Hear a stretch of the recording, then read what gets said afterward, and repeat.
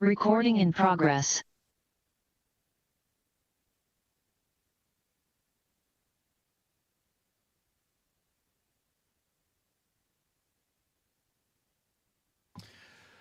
Okay.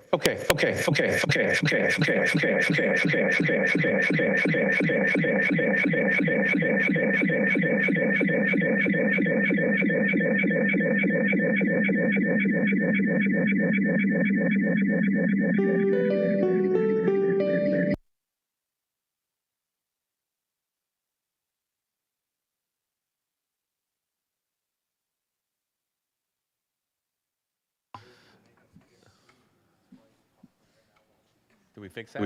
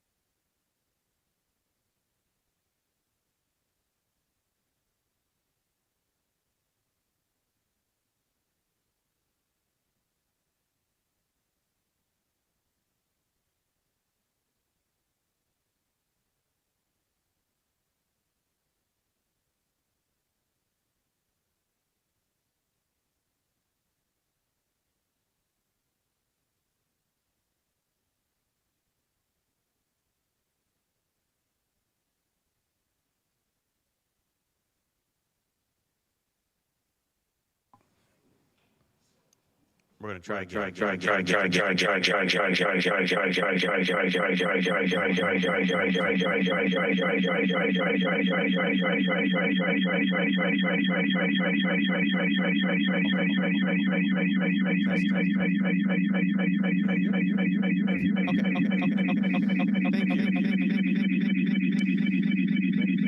Good afternoon or good evening, everybody. March 24th,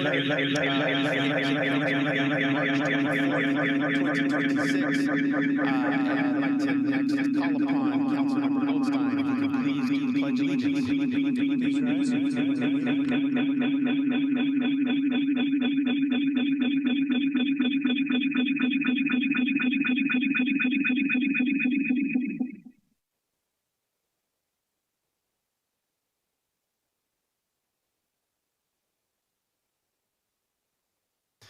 Thank you.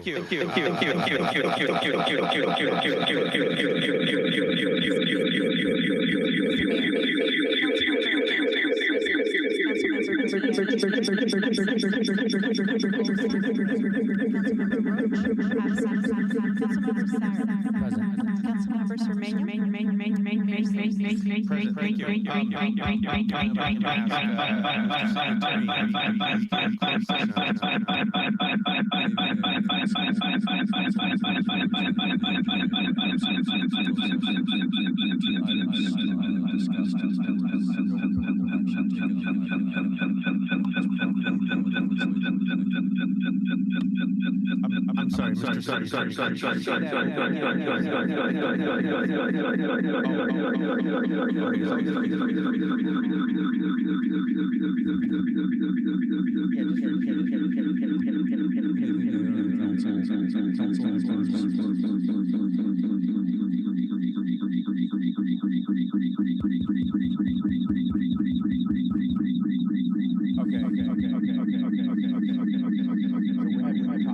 Audio right now, so we're going to pause for a moment.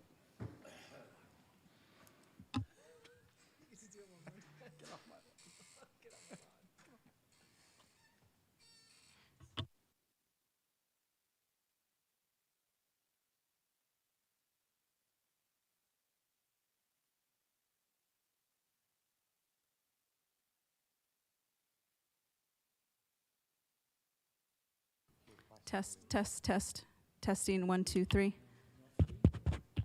Testing. Test, test, test. Test.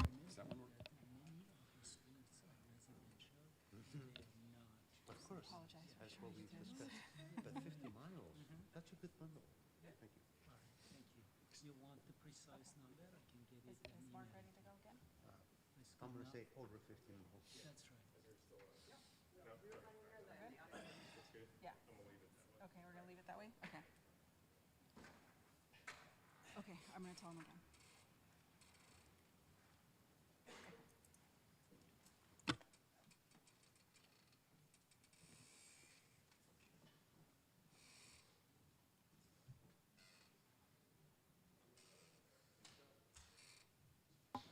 Are we ready?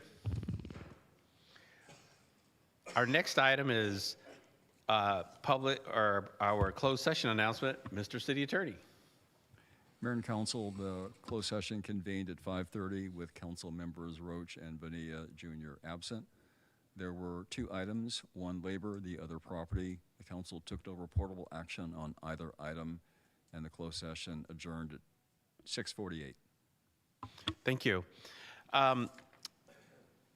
Next item is public comment. This is reserved for anybody in the public that would like to make a public comment on something that is not on the agenda. I know I have comment cards on items that is on the agenda, but I do have one card that is on an item that is not on the agenda, and I'd like to call upon Danny McGallis.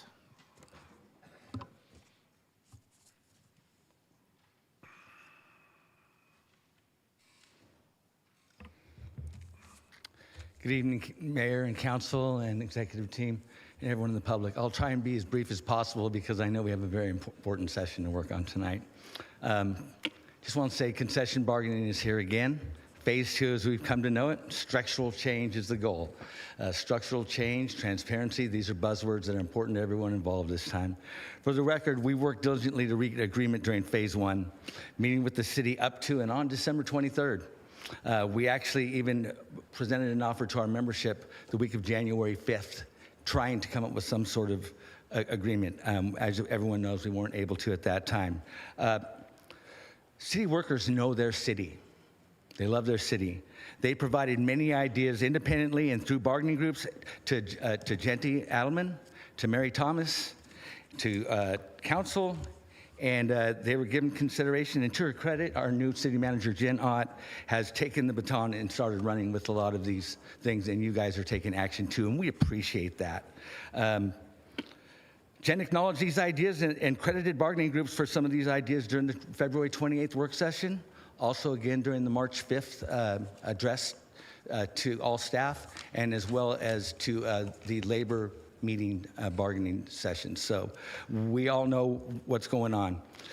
Yet it feels like we're heading down the same road that failed to bring agreements just a few months ago. We're just starting, so I have a lot of hope, and we still have time. We're looking at some savings opportunities on the payroll obligation, and we're being asked to look more at structural change. We have prevented structural change. The structural change is being implemented. More will be implemented going forward. We're offering to work with the city while we give these things an opportunity to work. We know the situation is dire. That's not lost on any of us. We understand the budget problems. But what we also know is that these problems didn't occur overnight. They're going to take some time to be fixed, and we want to help, but we also want to be sure that we're taking care of our work staff, because this work staff is important to what goes on in the city every day. I appreciate your time, and again, don't want to take up too much time because I know we got a very important topic tonight. Thank you. Thank you. I don't have any more cards. Councilmember Andrews. I wanted to make this public comment at the beginning, but I wanted to give a congratulations to the Cal State East Bay men's basketball team on their journey, as they are the only undefeated team in the country. They have a current record of 33-0, and they are heading to nationals. So congratulations, Pioneers. I also want to congratulate a Hayward resident by the name of Abayomi, who is currently in the top 20 on American Idol right now. So keep going, baby girl. We see you. Congratulations, and you're already a star. Thank you. Thank you. Thank you. Moving on to city manager's comments. Madam City Manager. Great. Thank you, Mayor Salinas. I have a couple of announcements, but before I get to them, I want to speak briefly about a matter of which the council, city employees, and members of the Hayward community are aware. Earlier this month, Hayward police officer Ben Yarborough was arrested and charged in connection with a criminal investigation into illegal brothels led by the San Jose Police Department. Normally, I would not comment on a criminal case pending in the courts, but in this case, I do want to say this. As soon as the Hayward Police Department learned Officer Yarborough was a subject of the investigation, he was placed on administrative leave, and the department cooperated fully with investigators and the Alameda County District Attorney's Office. The conduct alleged in this case is in no way a reflection of the professional men and women of the Hayward Police Department who are dedicated to the safety and well-being of every member of the Hayward community. Chief Brian Matthews and the entire department have demonstrated extraordinary professionalism throughout what has been a very trying situation, and Chief Matthews and the HPD have my full confidence and support. So now turning to my planned announcements. First, the City of Hayward wants to invite the Hayward community to help us celebrate Earth Day at the annual citywide cleanup and community fair, which will be held at Weeks Park on Saturday, April 25th. Together, we will pick up litter and debris across several neighborhoods before returning to the park for a free lunch catered by El Taquito. And voluntary check-in will begin at 8 a.m. near the Weeks Park Community Center at the litter pickup will begin at 8:30 a.m. Closed-toed shoes, sun protection, and reusable water bottles are highly recommended. Advanced registration is available through the City of Hayward website. Next, as recently announced in the Stack e-newsletter, the City of Hayward has opened its annual recruitment period for applicants to serve on 5 city commissions. Service on these city council appointed bodies is a great way to serve Hayward and is open to all residents. Currently, there are vacancies on the Clean and Green Community Services, Library, Personnel, and Planning Commissions. The application period for consideration for appointment to one of these bodies closes on July 31st. For more information on commissioner duties, how to apply, and the selection process, contact the Office of the City Clerk at cityclerk@hayward-ca.gov or 510-583-4400. Thank you. Thank you. Moving on to our consent calendar, 1 through 7, items 1 through 7. Councilmember Andrews has asked to comment on items 1 through 3. Yes, thank you. For the first item, I wanted to know if there can be an update on the downtown action plan as it relates to the working group for this area. I don't know when's the last time we had an update, but I think it was a 90-day working group project. So I just wanted to know for this specific item how we are looking at safety in the area for that area. On the Navigation Center in Yes. particular, And, or the Regis Village? Regis Village, and how I just want to see how the safety is going at both locations, if that's okay, Yes. with this sure. operator. Yeah, I think there have been some back and forth with HPD and to pull together some crime stats and different things, so we can provide that to council, that information, yeah. Okay, thank you. And then for the third one, I just wanted to thank the Edward Michael Ness Trust for donating for the cat and spay and neuter program at the Hayward Animal Shelter. Really appreciate the trust for donating. And then the third item is regarding the treatment plant. Just wanted to know if this is an item that we can have as a standing item at the infrastructure committee, just for updates, just because it's such a large project. Absolutely, Okay. yes. We can Okay. bring that to you from time to time. Okay, thanks. Thank you. And Councilmember or Mayor Pro Tem Syrup. Thank you. Just a quick comment on number 2 as well. Just for folks that are unaware, we are accepting a grant for trap, neuter, vaccination, and return. And this has been a program that's very popular in our community, especially where there's a lot of wild or feral cats in the neighborhoods. And I'm just pleased that we're continuing to find funding for this important program so that we have animal control in our city. So I just appreciate staff for helping piece together this grant and making sure that this program remains in our city. Thank you. So what I'd like to do next is I'd like to close questions from council, go to public comment on the consent calendar. I don't have any cards and I don't see anybody online, so I will close public comment and return and entertain a motion. Oh, maybe let me do this.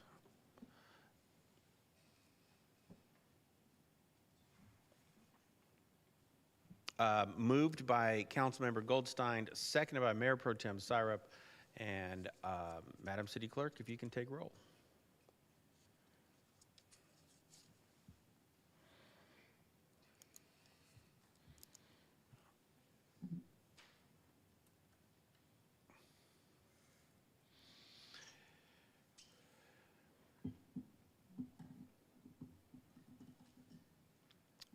And the item passes with 5 yeas and 2 absent.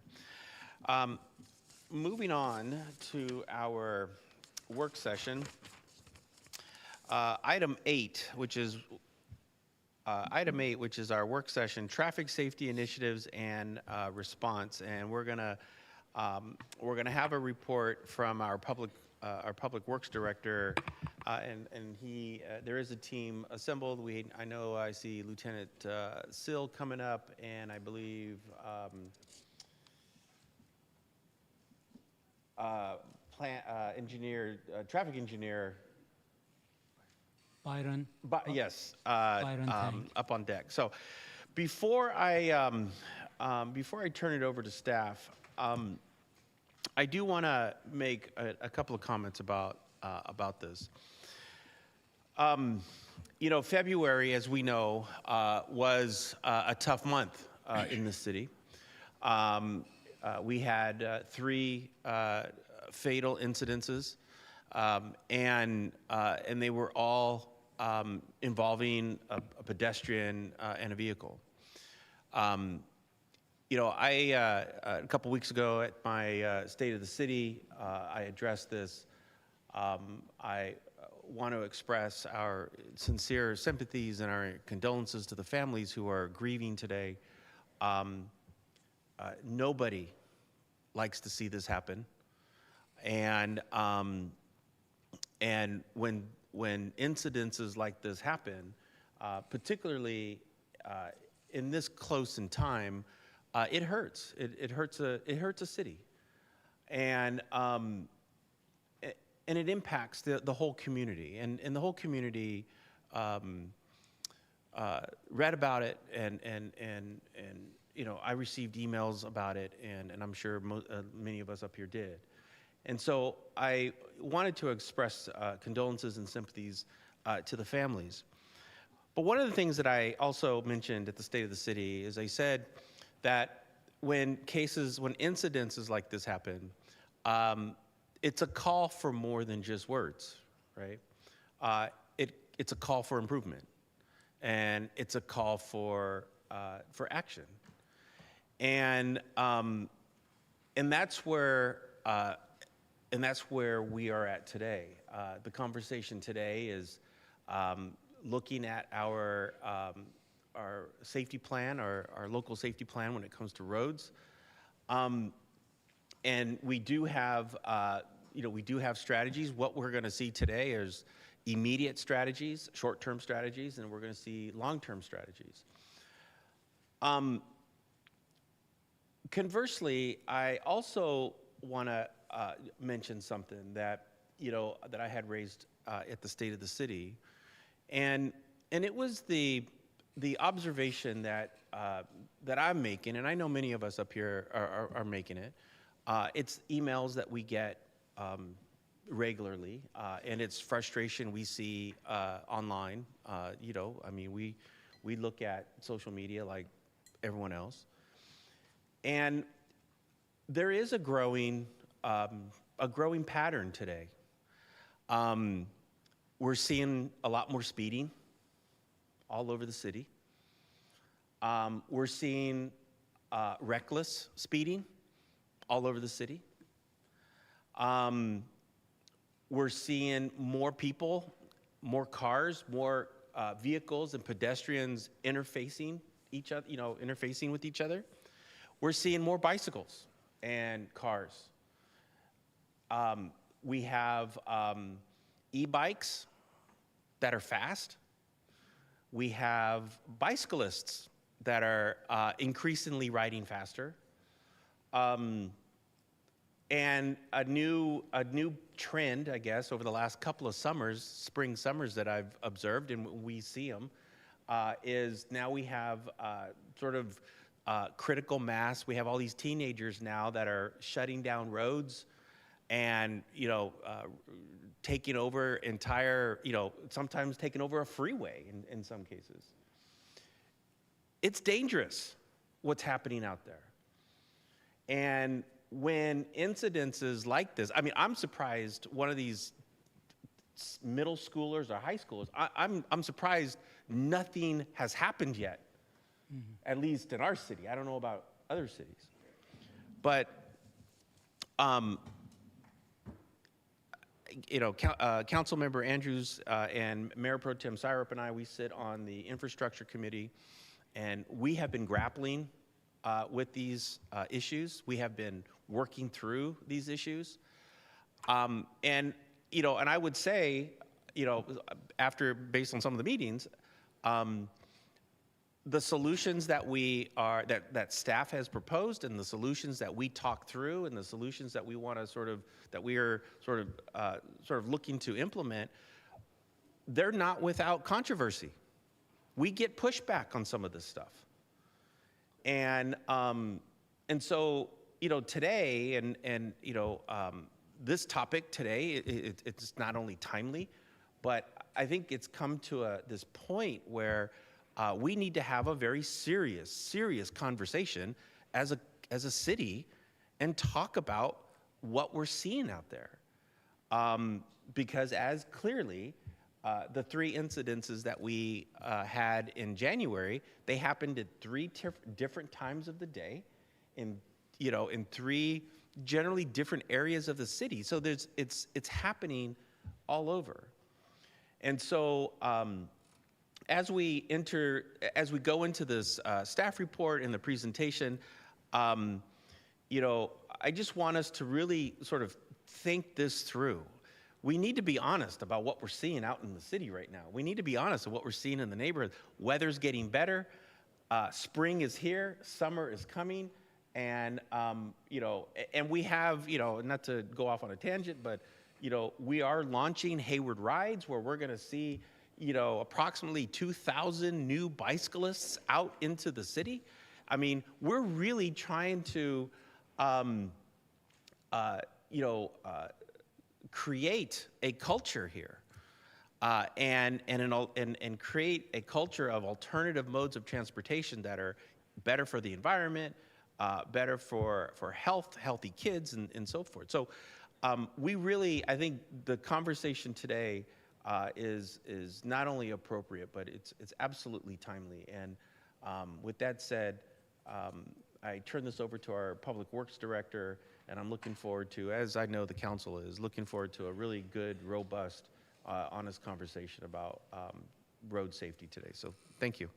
Thank you, and good evening, Mr. Mayor and council members. In response to call for action that you mentioned right now, the city staff has developed a traffic safety initiative and response, which is going to be presented to you tonight. The initiatives include immediate action on high injury network intersections, creating a Vision Zero crash response program, also raising awareness of street safety practices, and deploying focused traffic enforcement. To present the report, I have Byron Tang, who is our principal transportation engineer here, who is going to tag team with Lieutenant Ryan Seal of Police Department and present the report. I'll turn it over to Byron to start us off. Byron? Thank you, Alex. Good evening, Mayor, City Council. My name is Byron, and I will be presenting today. First, I will go over the agenda and what we'll be talking about. I will be talking about the purpose of this work session, and I'll introduce our street safety team. After that, Lieutenant Sill will talk about, give an update on the recent pedestrian fatalities. And then I'll talk about Vision Zero and why making changes to the high injury network is important. And then we'll go over some of the short-term immediate actions that we'll be taking. In addition, we'll be talking about our short, medium, and long-term transportation projects to provide context to the whole safety initiative. And then we'll be talking about, Lieutenant Sill will also talk about raising awareness for street safety practices and deploying focused traffic enforcement. So the purpose of this work session today is to, first, I know recently there were 3 pedestrian fatalities, and Lieutenant Sill will be able to provide an update on those recent pedestrian fatalities and investigations on them. Staff has proposed short-term actions and quick build strategies to address the safety issues that people are concerned about. I'm going to talk about what they are. I'll be providing information on cities' long-term transportation goals and the projects and the context that they, how they fit within the whole safety strategy. And then most importantly, we're here to seek feedback from the council and the community on what we are going to present.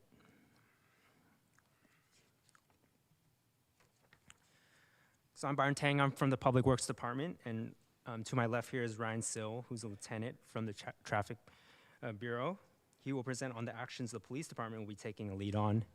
And in the audience is from our Maintenance Services Department, Armando Quintero, who's the streets manager. And he's also part of the street safety team because MSD, or the Maintenance Services Department, plays a very important role in supporting our projects. Now I'm gonna hand it over to Lieutenant Sill to talk about the recent pedestrian fatalities.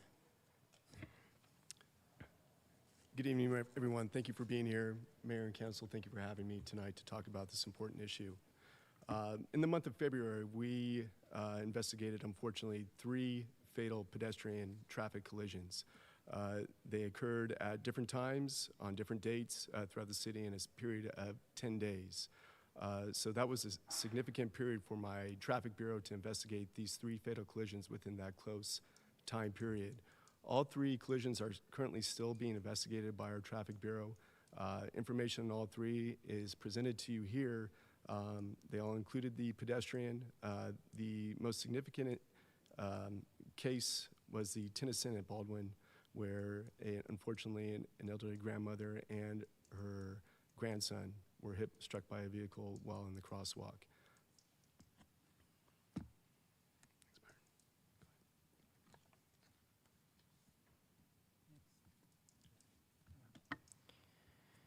Okay. So I'm going to talk about Vision Zero and the high injury network and why it's so important to what we're talking about here. 2023 is a turning point for the city of Hayward on its approach to street safety. That's when we adopted the local road safety plan and Vision Zero. Vision Zero is a global strategy aimed at reducing traffic collisions, fatalities, and severe injuries to zero. It started in Europe, had success, and gained popularity over the whole world. There are cities in the US, many cities in the US now that have Vision Zero programs, including those in the San Francisco Bay Area. The local road safety plan is important because it is the first of the city, and it looked at a data-driven approach to evaluating where we should be focusing our safety efforts. To the right there is a map of the high injury network, where it shows 14% of the city's roadway network, but where 75% of these fatalities and severe injuries occur on.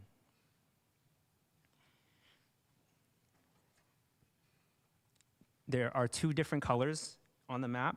The red is Tier 1 roadway segments, which makes up 6 centerline miles and 25% of the fatal and severe injury collisions. The yellow roadway segments are Tier 2, and they are 41 centerline miles and make up 50% of those fatal and severe injury collisions. This is important because having both Vision Zero and the local road safety plan is when the city finally had the tools and the policy to approach safety in a different lens.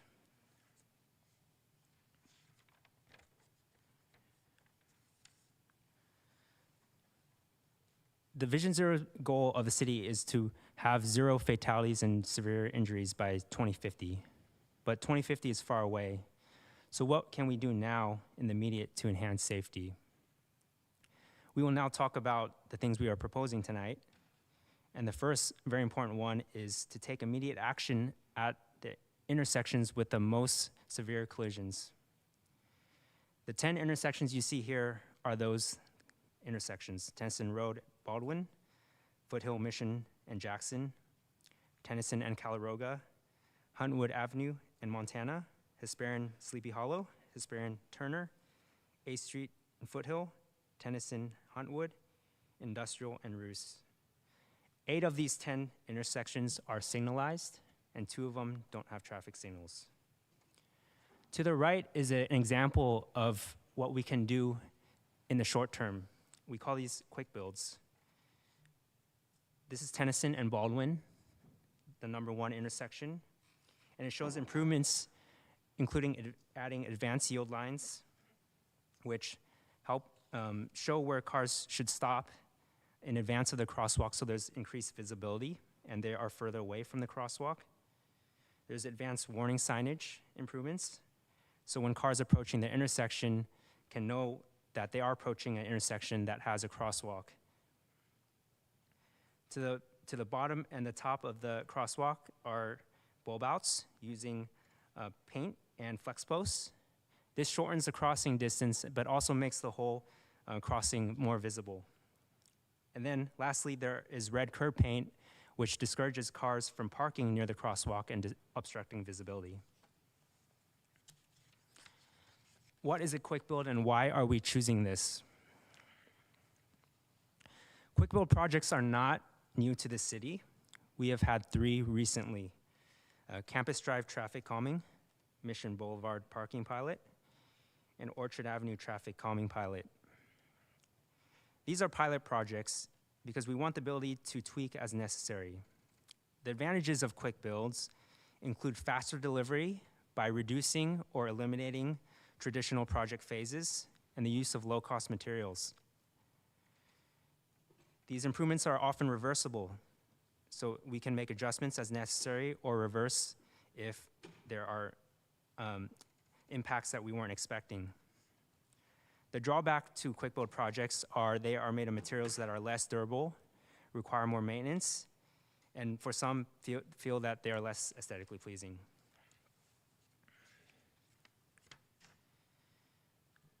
I'll now hand it over to Lieutenant Sill to talk about the Vision Zero Crash Response Program. The Vision Zero Crash Response is a multidisciplinary response. It involves the police department, our partners at Transportation Engineering, as well as our streets team. The initial response is by our traffic bureau. We will respond to any fatal collision within the city of Hayward. Trained investigators in vehicle reconstruction and fatal collisions are on scene to investigate these fatalities at the initial standpoint when they come out. Once the investigation is underway, we'll move forward with meeting with our transportation engineering team to discuss factors involved in the collision and determine ways which areas can be improved, whether it be traffic calming and in association with the associated factors that are a result of the collision itself. Finally, based on the information that we have and working in coordination with our other teams, we come up with a plan to improve that area. Again, recommendations are completed.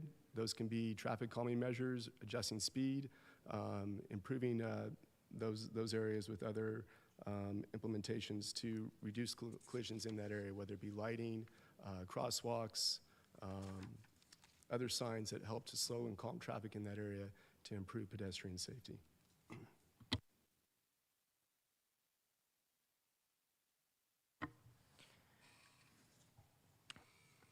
Okay, so these are the short-term transportation projects and some that we are proposing today. You saw in a recent slide that the top 10 hydrogen network intersection quick builds we can start immediately. Actually, the first one, Tennyson and Baldwin, those improvements have already been implemented, and we can then look at the next 9 within the next 6 months. This would be immediate and we would be able to enhance safety in very short term. In addition, other short-term measures we can take is evaluating no turn on red restrictions for high injury network intersections. Drivers are typically allowed to turn on red, but sometimes that involves making a decision, and humans are sometimes prone to error. By restricting no turn on red at certain intersections that have higher collision rates, we can enhance safety by eliminating that movement. This requires careful evaluation, but is something our team is ready to do. Another short-term proposal that we can do is to evaluate leading pedestrian intervals for high injury network intersections. The picture on the bottom right shows what this typically is. When a pedestrian gets a walk signal, typically the green goes with the walk signal. But with an intersection with a leading pedestrian interval, the pedestrian gets to go first, typically with 4 to 5 seconds ahead of the cars. This allows the pedestrian to establish their presence and be more visible. It is proven and shown to enhance safety, and is something we're prepared to look at all our high injury network intersections to implement. The city has implemented this at certain intersections like Watkins and B and Mission and B, but this would be more comprehensive in looking at the whole high injury network. Another short-term transportation effort, this is something that is existing, is we do work with the engineering division and the pavement improvement program to do quick build projects. Because pavement is annually repaved, that is an opportunity to restripe the road. Certain projects, like the Santa Clara Street Traffic Calming Project, which is a CIP project in itself, can take advantage of this, and that's actually what's happening this year, where Santa Clara Street Traffic Calming Project will be implemented through the Pavement Improvement Program. Lastly, we will look into creating a Vision Zero webpage where everyone and the public can access for resources on Vision Zero and to look at statistics as needed. Reports from the Vision Zero crash response team will also be posted on this webpage. This is not a full list of the transportation projects. The attachment in the staff report will show a more full list of them, but it is a good example of the short-term projects that we can do.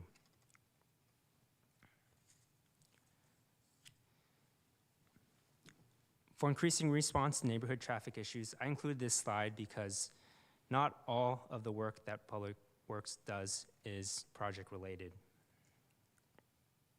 Access Hayward is a platform that residents can use to submit requests for anything from safety-related to maintenance requests. We have seen an increase in these requests every year. Since 2023, it's at a rate of 8.2% per year, and we receive between 700 to 800 of these requests every year.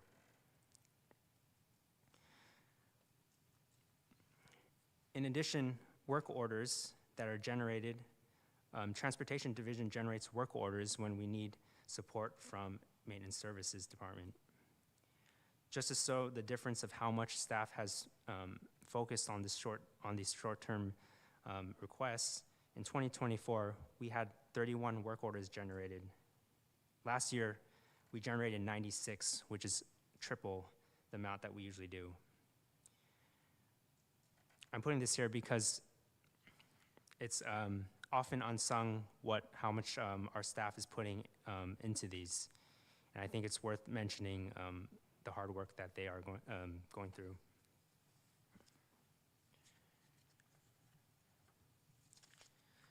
Now I'm going to talk a little bit about the medium-term transportation projects. Most of these projects are in the medium term, which is in 1 to 3 years because their design is likely not complete. So the Hayward Boulevard pedestrian improvements will install crossing improvements and fill sidewalk gaps along Hayward Boulevard from CSU East Bay to Farm Hill Drive. Improvements include rectangular rapid flashing beacons, crosswalk enhancements, pedestrian refuge islands, and curb ramps. In 2025, the Orchard Avenue traffic calming pilot was completed. It installed quick build type improvements to reduce speeds and discourage cut-through on Orchard Avenue. Data collected in the evaluation showed reduced speeds and cut-through traffic. Phase 2 of the improvements will seek to make those improvements permanent, and planning efforts are anticipated to start later this year. The D Street traffic calming project will implement traffic calming and pedestrian improvements on D Street between 2nd Street and city limits. This includes curb extensions, realigning intersections, raised medians, and rapid flashing beacons. This project will start design soon. And through the funding from the CARB grant, traffic calming and pedestrian improvements will be implemented at 12 different school sites in Hayward through the Safe Routes to School project. This project is nearing completion of design and will need additional grant funding to move into construction.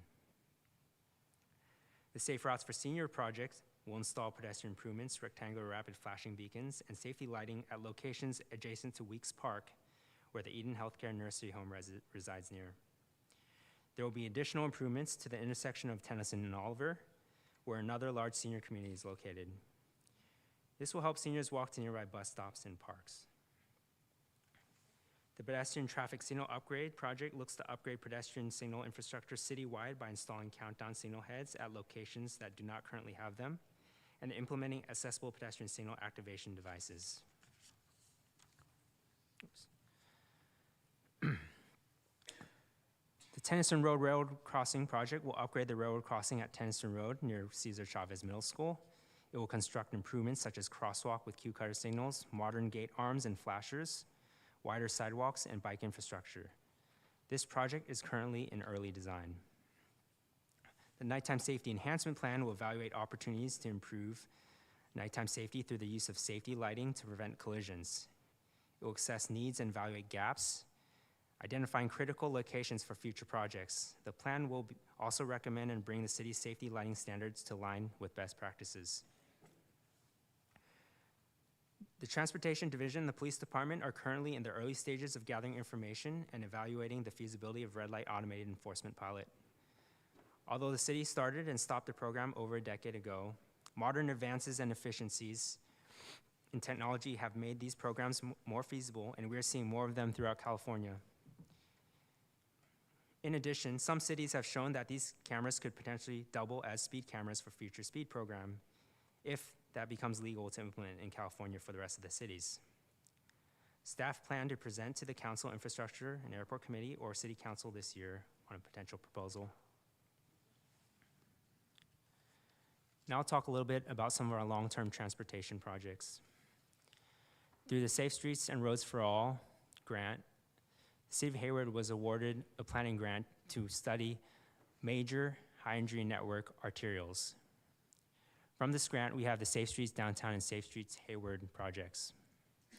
Safe Streets Downtown looks to reimagine the loop, and Safe Streets Hayward looks to improve 6 major arterial corridors. I will be speaking about those in some of the next slides. The East Bay Greenway is a project led by the Alameda CTC that will construct a regional trail from Oakland to South Hayward BART Station.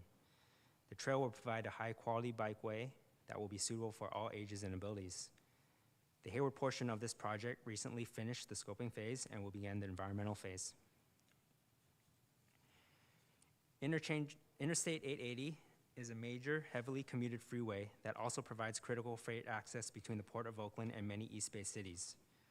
From a city perspective, it creates a barrier that makes it difficult for vulnerable road users to traverse. More than a decade ago, these interchange projects were programmed into regional plans, and since then, significant regional investments were made to get these projects where they are today.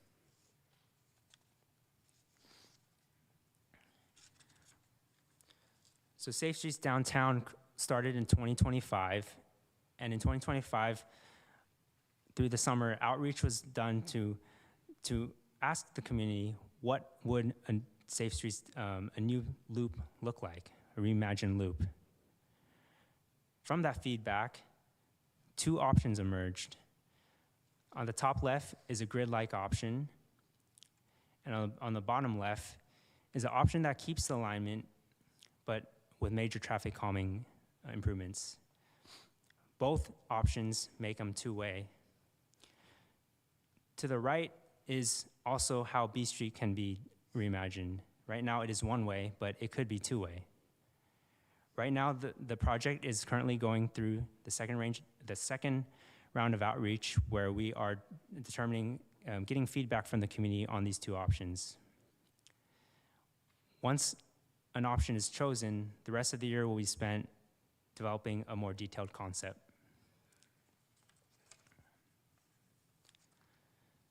Safe Streets Hayward has been split up into two phases. Phase 1 is looking at Tennyson Road, A Street, and B Street. And phase 2 is looking at Hesperian Boulevard, Mission, and Jackson. Phase 1 started in 2025 and has been following the similar schedule that Safe Streets Downtown has been following.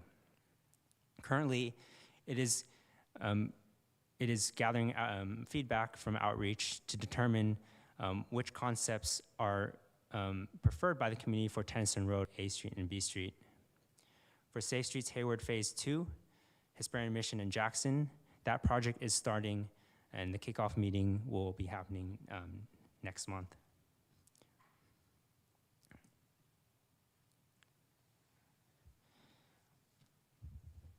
There is an opportunity, and this is something we would like to get feedback on from council. For Safe Streets Hayward, when it completes towards the end of the year, we can prioritize Tennyson Road. There is a Safe Streets and Roads for All federal grant funding, the last round cycle, and we could seek implementation funds and try to expedite Tennyson Road. This could be done if the staff expedite environmental and design and seek construction funding through this grant. This grant is expected to have a $25 million max. So if we were to seek construction funding, we would expect to only be able to do a part of Tennyson, which we would call the first phase, Mission Boulevard to Roos.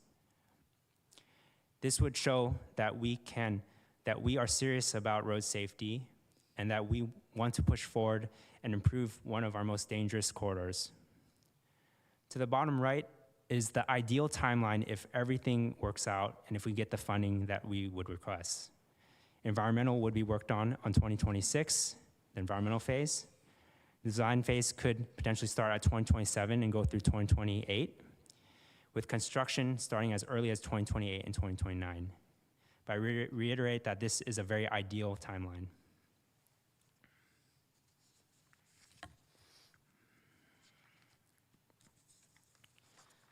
I do want to talk about one of the interchange projects. One of the projects that could very well be the first to be completed is the I-880 interchange at A Street. When completed, it will provide 2 high-quality 12-feet multi-use paths under the freeway. The existing pedestrian and bicycle infrastructure at the interchange is minimal, and these improvements will align very well with eventual improvements that are being considered as part of the A Street, Safe Streets Hayward project. I want to remind everyone that a more comprehensive list of projects can be found as an attachment to the staff report for tonight's work session. Now I'm going to hand it over to Lieutenant Sill to talk about raising awareness for street safety practices. Okay, thank you, Byron. In regards to the operation for the police department in coordination with the work that transportation is doing, there's 3 points that we intend to do. That's education, engagement, and enforcement when it comes to improving traffic safety and pedestrian safety within our city. The primary goal of the police department is to improve the quality of life for the people that live and work in the city. Traffic safety is one of those primary goals, to improve the quality of life for people in the city so they don't have to worry about traffic, about walking through these streets and being safe. So the first part we're talking about here is education and engagement, raising awareness of street safety practices for pedestrians and also for drivers to be aware of pedestrians. We'll be doing that with our Youth and Family Services Bureau, part of that being our LINK team, which will collaborate with our local service providers, specifically some of our vulnerable populations such as the unhoused, to reach out to them to talk about pedestrian safety around our streets. In addition, we'll be working with our local schools in terms of getting the words out to our youth. Just today I had classes, all second grade classes from Cherryland Elementary School come by the North Resource Center as part of their field trip today. And I took that opportunity to discuss pedestrian safety with all of them today. So we're already beginning this process in terms of educating and engaging our community in terms of traffic safety. Part of that will also be a Hayward PD social media campaign.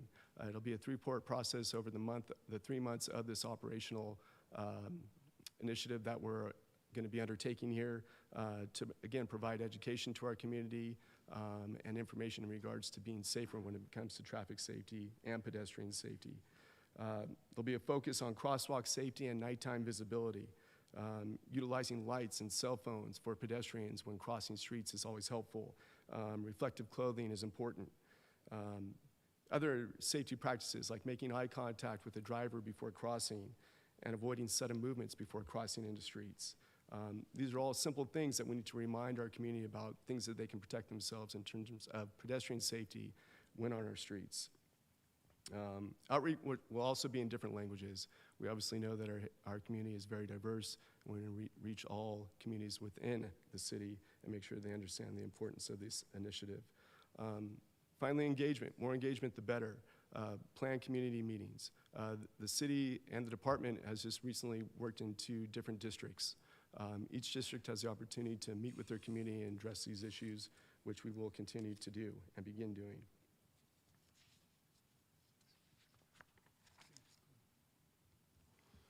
Moving forward, the enforcement aspect of this initiative. The operational period will be 3 months, beginning this month at the end of, what are we in, March now? and going through June. It'll be data-driven enforcement based on the high injury networks as provided by the Transportation and Engineering Group, as well as more recent data compiled internally by the Hayward Police Department from 2023 through 2025. Based on that collaborative data from both departments, we've come up with the targeted enforcement corridors that the Traffic Bureau will be leading, along with assistance from patrol officers, allied agencies, and the community. These high injury specific corridors include A Street from Foothill to Hesperian Boulevard, Foothill Boulevard from A Street to Mission Boulevard, Mission Boulevard from Jackson to Orchard, and West Tennyson Road from Huntwood to Patrick Avenue. In addition, based on reviewing the data, an additional corridor from Hesperian Boulevard from Winton to Depot will also be enforced. So this will occur over a 3-month period. Enforcement, the objective is to have a minimum of 20 hours of enforcement per week on the listed corridors, equitable between the corridors themselves. Officers will be deployed during peak commute hours in the morning and in the evenings, with enforcement focused on speeding, fail to yield to pedestrians, distracted and impaired driving, and red light violations. We know these are primary causes of pedestrian collisions. In addition, based on recent data that we have from the Hayward Police Department, we know that pedestrian versus automobile collisions have increased. From 2023 to 24 to 2025, they've steadily increased, with a significant increase from 2024 to 2025, resulting in an actual 33% increase in vehicles versus pedestrian collisions. So it is our intent to stop that. One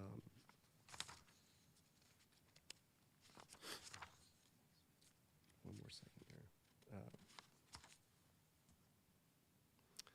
Finally, the operation itself will be measured by data. We want to be accountable to our community and the actions that we're taking as a police department. So that includes identifying what we're doing and keeping metrics as we go through this operation, providing information on citations issued, warnings issued, traffic collisions that are in those corridors, vehicles towed as a result of enforcement, and traffic-related arrests. The goal here is to ultimately come to that Vision Zero where we have 0 fatalities and 0 serious collisions within these corridors. So that will begin in March. Okay, thank you, Lieutenant. So that concludes the presentation. We have some discussion questions here. Are there other or additional priority areas or projects staff should focus on in the short term? Do you agree with staff's recommendation to expedite design and prioritize the first phase of Tennyson Road in the upcoming funding opportunities over the other Safe Streets Hayward streets? And what other feedback do you have on addressing street safety in the city? Thank you.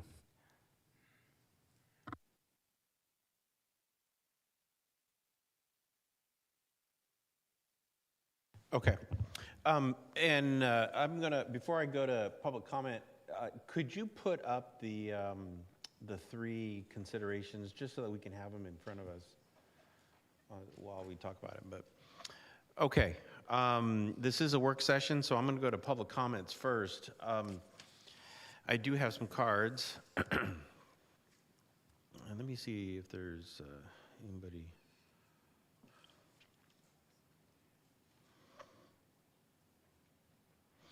I do have one hand online, so let me go online first. Ro Aguilar. Good evening. This is actually Rose's husband, Glenn Kirby. We're both listening tonight. We appreciate the work session. I'm glad to see that Hayward is joining with our neighboring cities who are also making substantial progress in these areas. Intersection focus, curb bulb outs, these quick build projects, and buffering bike lanes. Those are all great ways to make all of our streets safer. Unfortunately, traffic calming is not a common concept for many of our car-centric public who complain about these safety measures because it slows them down. What a concept. They say they don't see bikes using the bike lanes that are being built, and that's my point. Slow down and you'll see us. So some of these projects look really great. I would just say for the design element, though, I'm seeing a few projects that are being placed that are unfortunately seem to be creating new conflicts between pedestrians and bicycles that don't currently exist. And so I would just caution the designers of these projects to watch out for that. Thank you. Thank you. Our first speaker is Naomi Powell-Ha.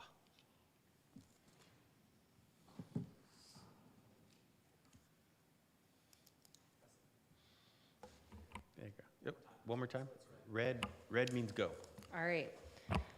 I have some neighbors here with me. Good evening, Mayor and City Council members. I'm Naomi Powell-Ha, current president of the NOMA Prospect Hill Neighborhood Association.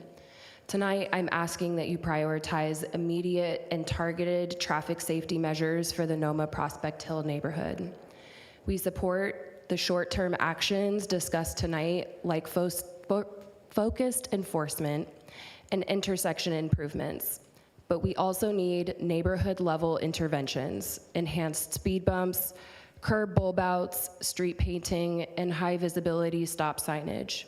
We also welcome the closing of Hazel Avenue to through traffic. We believe this would significantly reduce cut-through traffic and improve safety without impeding emergency services. This is why this is important to our neighborhood. NOMA Prospect Hill is bounded by Foothill Boulevard, A Street, Rose Street, and Mission Boulevard. All but Rose Street are designated Tier 1 or Tier 2 on Hayward's high injury network, effectively surrounding our neighborhood with the city's highest risk roadways. Drivers moving between these corridors increasingly use residential streets like Main, Hotel, Simon, Sunset, and Hazel as alternative routes. Hotel, Hazel, Main, and Simon are also often, used to bypass the downtown loop and access the 238 and 580, bringing high traffic volumes and dangerous driving directly into our neighborhood. As a resident at Hazel and Main, I experience this firsthand. Several times a week, backed up traffic block me out of my driveway, and so I'm unable to leave or come home. This is unacceptable. Congestion is only a part of the problem. We see dangerous driving daily. Drivers are doing donuts on Main and Hazel, Main and McKeever, and far too common collisions at Main and Simon. Last year, I was crossing the crosswalk at Hazel and Main just outside of my house when a driver sped past me, ran the stop sign, and then reversed and hit me with his vehicle. I was not injured, thankfully, but the experience was frightening. It felt intentional and should not have happened in our neighborhood. Residents also report increased illegal dumping, break-ins, and vandalism. And earlier, an illegal brothel was recently uncovered on Main Street and reminds us that increased traffic and transient activity create unsafe conditions in our neighborhood. As president, I ask you to act decisively and restore our streets to serving our residents and local businesses downtown, not commuters. Our neighborhood is engaged, we're organized, and we're ready to partner. We're not just raising concerns, we're offering solutions and asking for action. We all share the goal of Vision Zero. Please prioritize immediate safety improvements for Noma Prospect Hill so our community can be safe, livable, and protected. Thank you for your time, your leadership, and your commitment to listening. Thank you. Our next speaker is Ahmed Sharab. Ahmed? Oh, there you are. Last minute edits. I think I mispronounced your last name last time, didn't I? Or did I get it? Sharab is good. Oh, okay. Yeah. Good evening, everybody. My name is Ahmed. I'm a father here in Hayward. So, Bike Hayward has created a campaign called Safe Streets for Hayward. It has 5 core demands that fight for the safety of all who use the street, whether you drive, whether you roll, whether you walk. And I urge the city to review these demands and implement them as soon as possible. So to start, I want to thank the proactiveness of the city, especially our staff. A lot of what I've seen today already aligns with aspects of these demands, so I want you guys to see it as a reinforcement of the great work that you're already doing. One suggestion for improvement on that Tennyson modification, one idea I had is if we added flex posts delineating the lanes leading up to a crosswalk, maybe it'll bring forth the driver's attention and make the lane feel physically narrower as they approach a crosswalk, so more likely to look up. And as for additional project areas, I'd really like to see something on Mission, of course, especially south of Harder. I agree with the recommendation to expedite Tennyson Road, of course. Other than this, I just wanted to generally address a pattern that we're seeing of delaying or shelving projects like Hayward Boulevard, like Roos Road, wherever it gets politically difficult. And I wanted to say, whenever we touch a street, the safety of all who use it should be a non-negotiable assumption, even if it's a repavement project and not bike lane specific. When we look at compromises, the compromises should be between traffic and parking, right? So if you don't have enough space for a bike lane, look at reducing a traffic lane if you want to retain the street parking.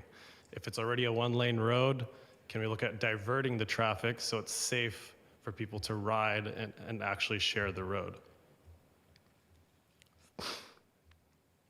One of the problems I've noticed is the perception that bike lanes are a quality of life project, similar to a park trail. And this overlooks that biking or scootering is a primary means of transportation for a lot of people in our city who are too young to have a license or can't afford to get around anywhere else. And especially with rising gas prices, worsening affordability, we can only expect that the number of these people are going to increase. So it's not about quality of life, it's minimum safety infrastructure that gets people where they need to go. So I'll conclude with this. I'm appreciative of the work that everybody does to improve quality of life in Hayward. These are thankless jobs, they don't pay enough. I just wanted you all to reflect on what it means to protect quality of life if we don't protect life itself. Thank you. Thank you. Our next speaker is Jesse Hallett.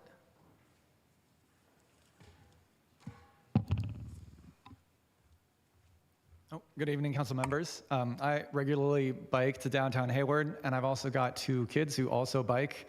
And the reason I came tonight is to also request that the city adopts the Safe Streets for Hayward demands. I'd also like to say that Mr. Tang's presentation was in line with the kind of thing I'd like to see. I'd like that to be codified as the normal response to any kind of traffic incidents. And in particular, I'd like to request that the commitment to Vision Zero really mean prioritizing human life over traffic convenience, even when that's a politically uphill battle.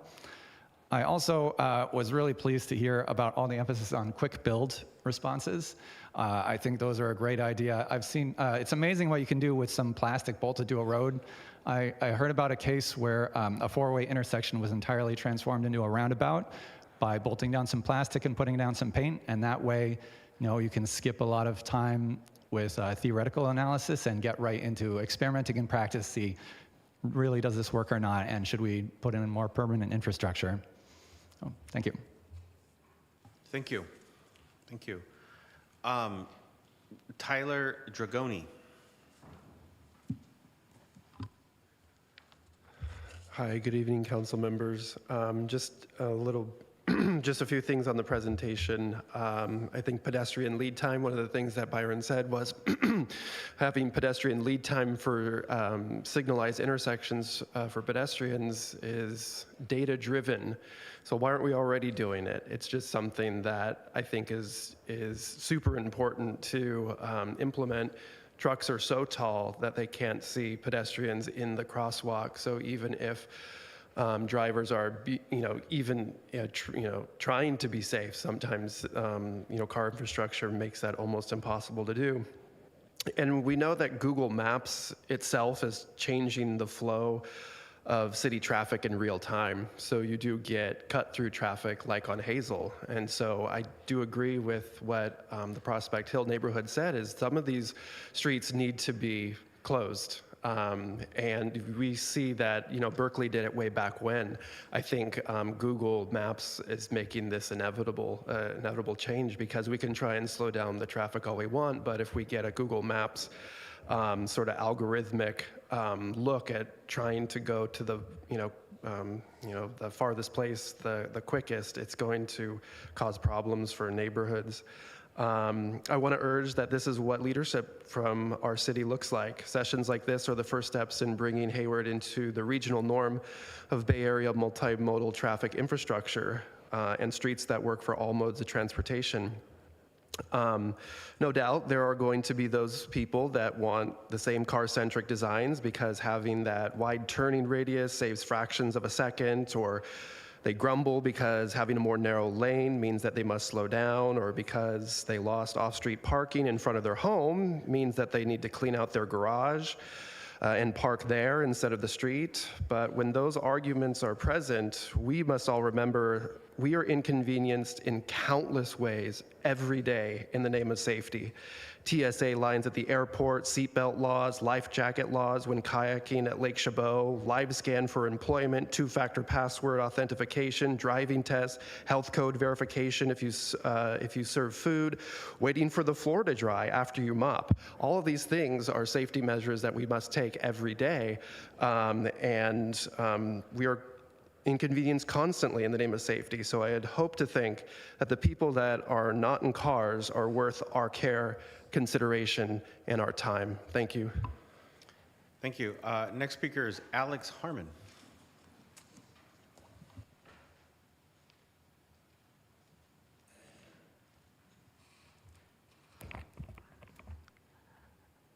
Ready to go? All right. Good evening, Mayor, City Council, and staff. My name is Alex Harmon. I'm a Hayward resident that takes pride in not being car dependent. I regularly get around our city as a pedestrian, bicyclist, public transit rider, and not as often as a driver. Being the heart of the Bay, it comes with the territory of having many ways to get around our city. Hayward has made progress in recent times, and I have to give my props. As I would call my hometown, where the bike lane ends at city limits, or where I have to regularly stare down drivers just to get across the street safely. However, there is more work to be done as we have had some unfortunate events occur in our streets. As time goes on, please keep safety improvements in mind. We need to prioritize life over car-centric parking and traffic, along with utilizing the opportunity for any kind of improvements when we pave our streets. We should want safe streets for all ways to get around Hayward, and I'll be looking forward to seeing it. Thank you. Thank you. Is it, let's see, Bruce, is it Doug High or Dougie? Dougie? It's Doogie. My apologies. Yeah, it's a little bit of a strange name. Hello, how are you doing? Bruce Doogie here. I love the idea of the diversions, and I do ride in Berkeley. I have a couple of children in Berkeley right now, and my son went there prior. I always joke to my wife that I'm going to retire in Berkeley, even though it's so expensive, right? Because it's so easy to get around. And on a bicycle, because I cycle. My kids all cycled to the doctor, to the store, to the schools, and that's what we do as well. I actually live in Castro Valley, and I do a lot of shopping and that type of thing in Hayward. I've always found it a bit challenging in Hayward. So I also noticed in the education with the officer. It'd be nice to have a little more education to the drivers, right? And you just mentioned earlier that the drivers are a big part of the problem, you know? So it'd be great to get some education to them. I don't know exactly how to do that. Like, they just need to feel like what it really is like to hit somebody and to affect somebody in such a deep and personal way. I just don't know how to do that, but that really needs to happen because there's such a lack of empathy in our culture these days, in our society. And I think that, again, with the political issues, I think we do need to prioritize. I think we do need to have a little backbone and say, we need to make some concessions to the car, right? The almighty car. I also, want you to know I actually am an engineer from Ford Motor Company in Michigan. So it's not like I don't understand cars and the whole concept of cars. I did that for about 20 years. So came back out to California. So yeah, I get it, right? But we know we need to get people out of cars, right? With the climate crisis that we're in, super critical. Electric cars actually are not going to be the 100% answer. We know that. We came out here to work at Tesla, so we know then about electric cars and Lucid as well. So anyway, yes, please help us. Just help us. Yeah, we don't want to die. I don't want my children to die. Thank you. Thank you. My last card and the closer, Alejandro Hasso.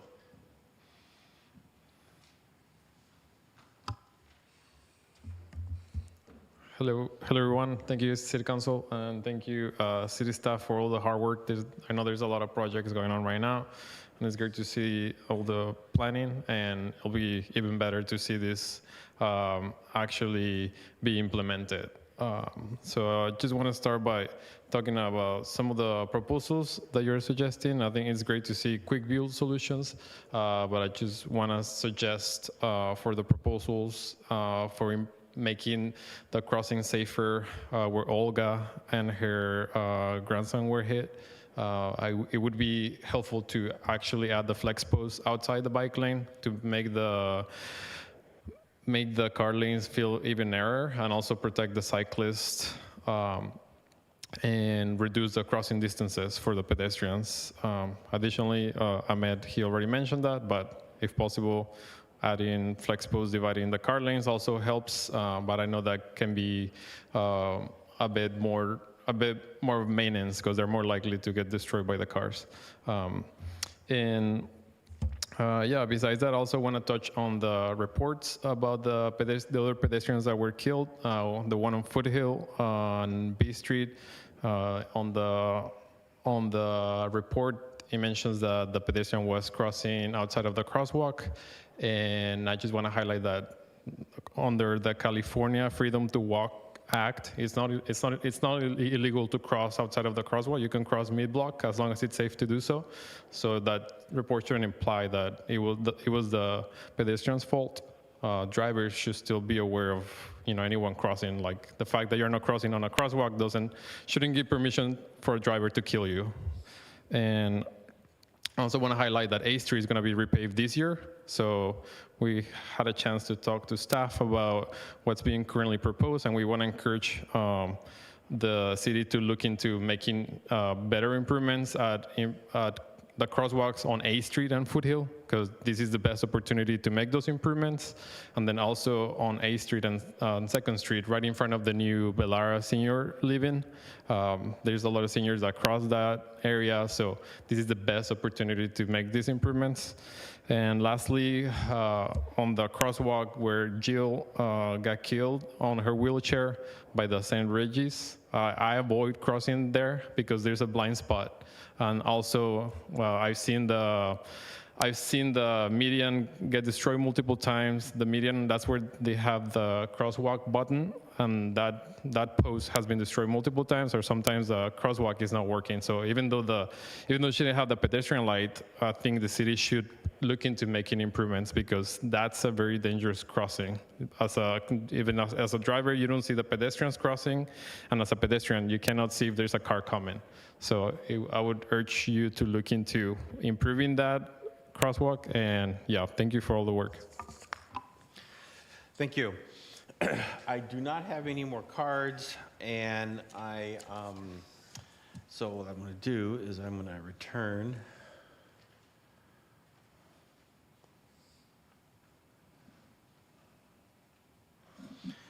to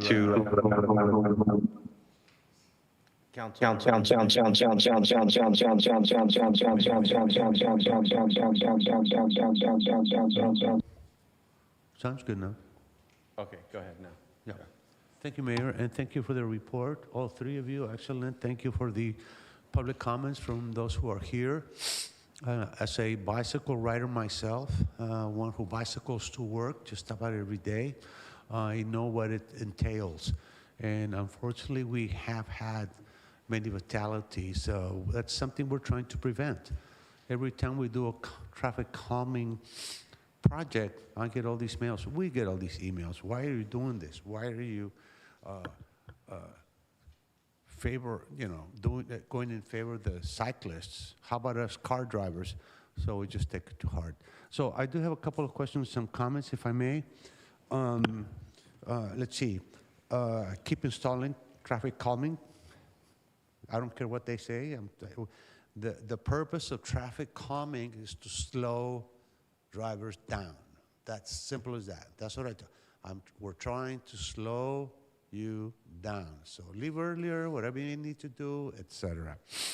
So please do that. All right, let's see. Vision Zero by 2050. That's too long. I want 2035. Yeah. You guys agree? All right, good. All right. Just yesterday, as a matter of fact, I'm glad that Hesperian and Sleepy Hollow is in your map. I live a block away, and just yesterday, about noon, 3 cars crashed into each other. Why? I do not know. There weren't any fatalities, but it was pretty bad. And that's a safe corner that I take every time. Anyway, so let's make sure that if you do drive, that you do carefully and slowly, please. Let's see. Funding. Do we have funding for this?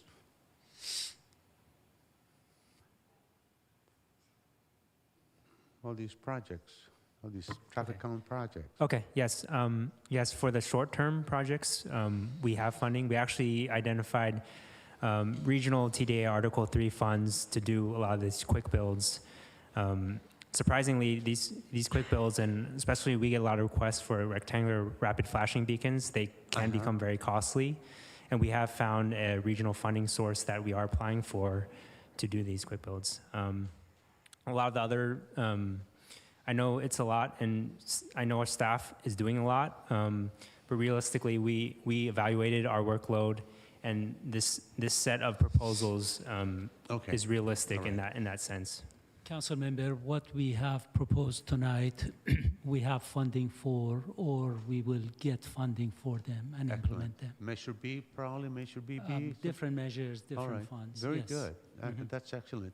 Mr. Mary, I wonder if you could do me the favor of telling everybody how many miles of the 252 miles in Hayward we have installed bicycle paths. I think everybody should know this. You asked me that question earlier this evening. I don't have exact data to report. My sense is that it is about 50 miles altogether that we have done over the past excellent. 10 years. And that's including my street. One is this, we'll do Hesperian Boulevard. It needs it. When I come back from work, on Hesperian, it's a toughie. Let's see. So there is funding for this program. Okay. Good on the projects, please. Pick it up a bit. Pick up the pace on all those projects. Yes, yes, yes, yes on Tennyson Road. Please. I ride it every day. I clean it every day, and it is in my neighborhood. And it needs work. I heard something about the battery of the traffic flashing lights did not work when this accident happened. So how to take care of that particular issue? Okay, right. Okay, 880 and A. Once we do that, make sure that Caltrans put lots of lights. Right now, it's very, very dark, and we need it really well lit. To protect pedestrians as they're walking under the bridge or cyclists. And that is it. I am very happy today because what we're doing, and I thank you. And thank you all. Ride safely, please. Thank you. Mayor Pro Tem Syro. Thank you, Mayor. Thank you for the presentation. I know that this required a quick turnaround to put all of this information together. And I appreciate all the work that has gone into making this available to our community because this is an issue that people are feeling very deeply in light of the recent fatalities in our community. I also want to express gratitude to Bike Hayward and the residents that came out today in support of traffic calming across the city. As the mayor had mentioned, there's a lot of negativity around traffic calming measures that we hear online. But time and time again, it's the residents that are showing up that remind us that this issue is also widely and deeply felt, and these streets belong to all of us, regardless of how we decide to get around. So I appreciate you all being here tonight. I think we're having this discussion because of your advocacy, so I just want to make sure that doesn't go unacknowledged. And I also just want to appreciate the mayor and Councilmember Andrews for their work on the Council Infrastructure and Airport Committee with me. I think the city obviously has room for improvement as it relates to traffic calming, but we have made significant strides over the past few years with the support, of course, from our public works team and our transportation team to make our city safer for all ages of abilities and modes of transportation. Before I jump into some of my comments, or I guess my comments are, I appreciate the demands that Bike Hayward has put out. I think it would have been helpful actually to hear those 5 demands tonight so the rest of the public was made aware of them. If you haven't emailed them to the council already, I think that could be helpful too. I had a chance to review some of them online. I don't know if all of my colleagues have had that opportunity or if staff has had that opportunity. So if they haven't been sent yet, please do send them in. To staff, my direction is please review the demands that Bike Hayward has put together. I think there is quite a bit of overlap, but what the plan that was presented in the staff report is can only be strengthened by their recommendations. And we already heard tonight there's a lot of great community-centric, on-the-ground experience perspectives on what would be a feasible solution. We can sit in, City Hall is not necessarily an ivory tower, but we can sit in City Hall away from these locations or maybe visit a location once in a while, but it's the folks that are living in these neighborhoods that ride through them every day that I think really have an intimate understanding of the solutions that would work. So I just want to encourage our staff to continue our partnership with residents and local advocacy groups to help us come up with the best solution, because I'd rather us get it right the first time we do a quick build than have to keep revisiting it or install it in a way that is so frustrating to everyone involved that we turn people away from this larger mission of achieving Vision Zero. Because while there is opposition to the traffic calming that we're doing, ultimately we want everyone to benefit from this. And we want everyone to understand their benefits from this too, even if they're against it now. So it's incumbent upon us to do this right, and I think that's informed by community input. I also want to thank the police department for their work around being responsive to traffic enforcement. I think that it's critical. It's been asked for a lot as it relates to the traffic fatalities to set a cultural standard of not speeding in our city. And I think the presence of officers in these high-speed corridors in a very methodical and data-driven approach is going to go a long way. And so I'm really excited to hear the results from that. And I appreciate the quick turnaround. I believe it's called Operation Safe Travels. And I really appreciate the thoughtfulness and how quickly it was put together and is being implemented. So thank you for your work on that as well. I do have some additional comments. So similar to what Councilmember Zermeño said, we need to speed up the process of getting our flashing beacons up and running, even on a road as central as B Street coming right off of Foothill. Just yesterday, I was walking across there, and the traffic beacon isn't working there on one of the most pedestrian roads in our city, right off of one of the busiest roads, which is Foothill. So when we hear that the traffic beacon isn't working on Tennyson or it's not working on B Street, the ones on Main Street still aren't functional. I know we talked about this before. We need to figure out how we speed up the process between receiving that information and getting those lights up and running, because it can cost lives the longer we wait. And something as simple as replacing a light bulb shouldn't be the difference between life and death. I agree with the comments around us seeing an increase in e-bike or e-scooter travel, similar to Councilmember Zermeño. I actually got to this council meeting on my e-scooter. It's parked in the garage below. And I use these roads regularly on a two-wheeled vehicle. The quality of the roads, the bike lane protections have a material impact on my ability to stay alive and attend these meetings. I'm not just invested in this from a theoretical perspective, but from a very personal perspective. We're looking at gas that's at $6.30 a gallon and probably only going to go up. And I share that because this isn't a matter of if people are going to start riding their bikes, but a matter of when. Insurance for a new car is $300 to $400 a month. If you're lucky, your car payment is $400 a month. The rising cost of gas, the mass layoffs that we're seeing, all this is to say that we're seeing more and more folks that are going to be in a position where they're not going to be able to afford automobiles as their primary mode of transit. And what I see us doing as a city is really preparing to be responsive to the needs of our community. This is not a judgment on whether or not somebody can afford a car. It's just addressing the reality that more folks will be taking alternative forms of transit, and we owe it to our tax-paying residents to provide them with the infrastructure to be able to do that safely and comfortably. And I use myself as an example because I'm one such case. I'm in a one-car household where I share it with my partner, and the two-wheel option was the way to accommodate both of our needs transportation-wise because of rising costs. So I just, I really appreciate some of the commenters earlier saying, people see bike lanes as kind of a luxury or a quality, like a nice to have quality of life improvement. But for some folks, this is necessary infrastructure for us to get to our jobs. And I just want to make sure that's clearly stated. I also want to, I support the quick build solutions. I support what's in the staff report as far as direction goes. I am curious about Hazel Road and an opportunity to pilot closing off a street similar to how a lot of Berkeley streets are closed off to through traffic to prevent throughfare. Because while I know that Safe Streets Downtown is one of the projects and we're looking primarily at the loop, I think the comment tonight from Prospect Hill is helpful as we think about the roads that are impacted by cars that are seeking to avoid the loop. And so if there's a way to factor in their neighborhood into some of these quick build plans, something like closing off a street, is that just a matter of buying 2 giant potted plants and throwing them down in the middle of the road, and maybe shaving one down so emergency vehicles can go over it? I don't know, but what does a quick build street closure look like?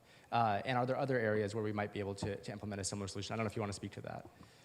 We are definitely going to study that, look into it, coordinate with all of the residents there, and see if it is feasible to do, at least on a pilot basis, to see how it works. Great, and to me this effort is cumulative because we've had conversations recently about, are there certain days of the week that we want, or certain days of the month that we might want B Street to just be pedestrian only for outdoor entertainment zones. And if we can practice with neighborhoods of traffic calming there, we can apply similar techniques to very quickly do street closures for our downtown. So it's all cumulative knowledge. I think what I'm really trying to say here is we have to exercise these muscles to get better at traffic safety even before incidents happen. And I think this is not to criticize our city government, it's just to say this is where our room for improvement lies, I think. Great, and then I did have a question about Tennyson Road. So you're asking us if you want us to prioritize receiving this grant, and I would say, of course, if there's money on the table, let's go for it. But what's the cost here? What are we deprioritizing if we pursue funding for this project? I just want to make sure we're not throwing the baby out with the bathwater. Yeah. Well, the original plan was when Safe Streets Hayward Phase 1 would end towards the end of the year, we would pose the question, you know, of these 3 corridors, which one should we focus on? Because we can't do all 3 at the same time. But because this Safe Streets and Roads for All grant is in its last cycle and the notice of funding opportunity is coming up, we have an opportunity here and we need to make a decision if we want to take advantage of this opportunity because it's the same grant and the feds encourage you to take a planning grant to an implementation grant. So we would need to get feedback on that decision sooner rather than later. We spoke to Alameda CTC about this and they agreed on this type of approach if we want to fast track one of the quarters. And Tennyson seems like the likely candidate, but we do need to get feedback on if that is the right direction. Understood. So it sounds like we'd be leaving money on the table if we didn't prioritize this. It's not to say that we wouldn't get around to the other corridors, but at some point we would have to figure out an order to do all 3 of these roads. And if we receive this grant, it's just adding more resources for us to do this well, but start with Tennyson. So personally, I don't see the drawback. Thank you for explaining that. I would agree with prioritizing the Tennyson improvements here to make sure that we can secure that grant. I know, let's not count our chickens before they hatch, but if we can secure it, I would appreciate it if we could move on that project. The timeline you shared was very ambitious. If we can hold to that, then I owe you a drink outside of this meeting. So please try to secure that grant by any means necessary. And I think those are going to be most of my comments for now. I agree with comments around increasing pedestrian lead time by adjusting our signals. I think there's a lot of quality of life improvements that are similar to making sure our beacons are working. So yeah, I think just zooming at the last thing I would say here is really just the process around receiving this feedback, how quickly we can implement it is something I want to continue to refine. I would love for information around traffic safety to be regularly presented at our council infrastructure and airport committees as well. So that way, the folks that are here tonight and are invested in these solutions can come and hear updates on them, as well as continue to inform the decisions that we're making. And I think I'll leave it at that. Thank you again for this report. Thank you. Councilmember Andrews.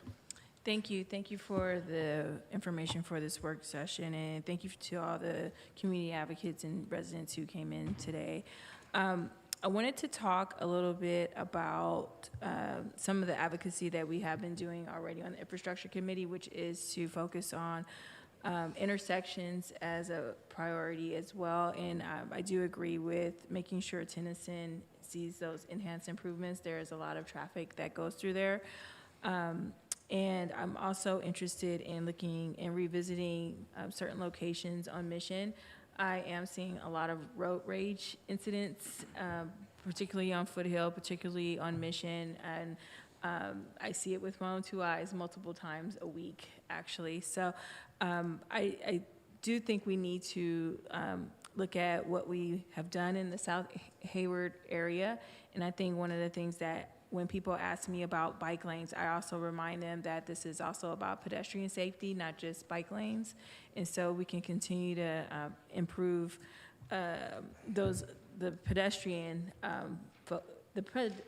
messages that we need to say. But I do also want to look at an e-bike policy. I know that San Carlos or San Mateo County is looking at having some policy around e-bikes, particularly with youth, and I know that we distributed multiple bikes, and I'm concerned about safety with those bikes. And to other council member comments, I do think we're going to see more e-bike usage, so I would like for us to look at that in the future. I also want to look at partnering with agencies. Even before I was on council, I've advocated for Tennyson the Tennyson exit off of 880 to be improved, the on-ramps and off-ramps. We had multiple fatalities there as well, probably since 2016. And it's really disappointing that we haven't seen more improvements to happen off those exits. I also feel like there needs to be more improvements off of Winton. There's a lot of traffic that goes through there, and it's really unsafe, and it's a lot of road rage that comes off of Winton as well. So it's great to see Whipple on here, But I do think Caltrans needs to partner with us to do more, and because people are going to continue to get hit off those exits. I also would like to bring a lot of these issues to the Hayward Local Agency Committee. I think with our parks and our schools, they could be partnering with us to figure out how to make the streets safe. I know we have safe routes for schools and seniors, but would think that we should bring that since you're already meeting as a body, to just talk about the improvements that we're working on, the quick build projects, because maybe they can partner with us and assist in getting the message out. I also would like to partner with Downtown Hayward Improvement Association, particularly because we're highlighting so many projects downtown. I feel like we could have some events with Downtown Hayward Improvement Association that talk about safety, pedestrian safety, bicycle safety, and if we are potentially looking at some streets in the downtown area and Prospect Hill, maybe they can help partner with us. I know that extends beyond their area, but maybe some of the ideas they have downtown of maybe it's a block party to block a certain street. Like maybe we can start partnering with them to have that, because I think what happens in the past, at least with the community, when you take something away and they don't see the value of it right away, that's when we get the backlash. That's when we get the pushback. But if you can show an example of what a block street actually looks like, and it's activated and they're part of it and they're actually part of the process, you might get a better reaction. So I think Downtown Hayward Improvement Association could help us with thinking of some of those ideas. Then also I would like to look at partnering with BART as well. Just so we can figure out how do we encourage people to use BART more with our projects, but maybe they can help us with some of the ideas of what they see in other communities, and what helps people get to BART is when they feel safer. How is that? What do they do? I would like to see those linkages. And then I also want to look at how we present information. I know that we've mentioned 50 miles of bicycle lane installations, and I want to compare that to other cities and other communities similar to ours. Are they on track around? Because I would like to see how we compare to cities similar size, population, demographics, because I want to know how much funding is being contributed to bicycle lanes, how much funding is being contributed to pedestrian safety. And yes, we do have a speeding problem here. We actually have a really high, great pavement index, but we do need to balance out with bicycle lanes and pedestrian safety, yes. Just a couple of words. A question came up last time I was here, because we were asking you to approve a pavement improvement program that had $13 million in it. I mentioned that some of that money is devoted to pedestrian improvement as part of the pavement improvement program. But when I went back to the office, I looked at the data to see how much money in total we spent on pedestrian improvements. It was a total of about $7 million a year. So $13 million on pavement that has some pedestrian improvements included in it, but separate from that, about $7 million that year for pedestrian improvements, livable neighborhood improvements, and things of that nature. Okay, great. Yes, I would love to continue to see that data and compare it to other cities, because I do think Hayward is doing a lot, but obviously we can do more. But it'd be great to tell that story as well of us really trying here to improve safety here in Hayward. So those are all my comments and questions. Oh, one other question I have is regarding development projects.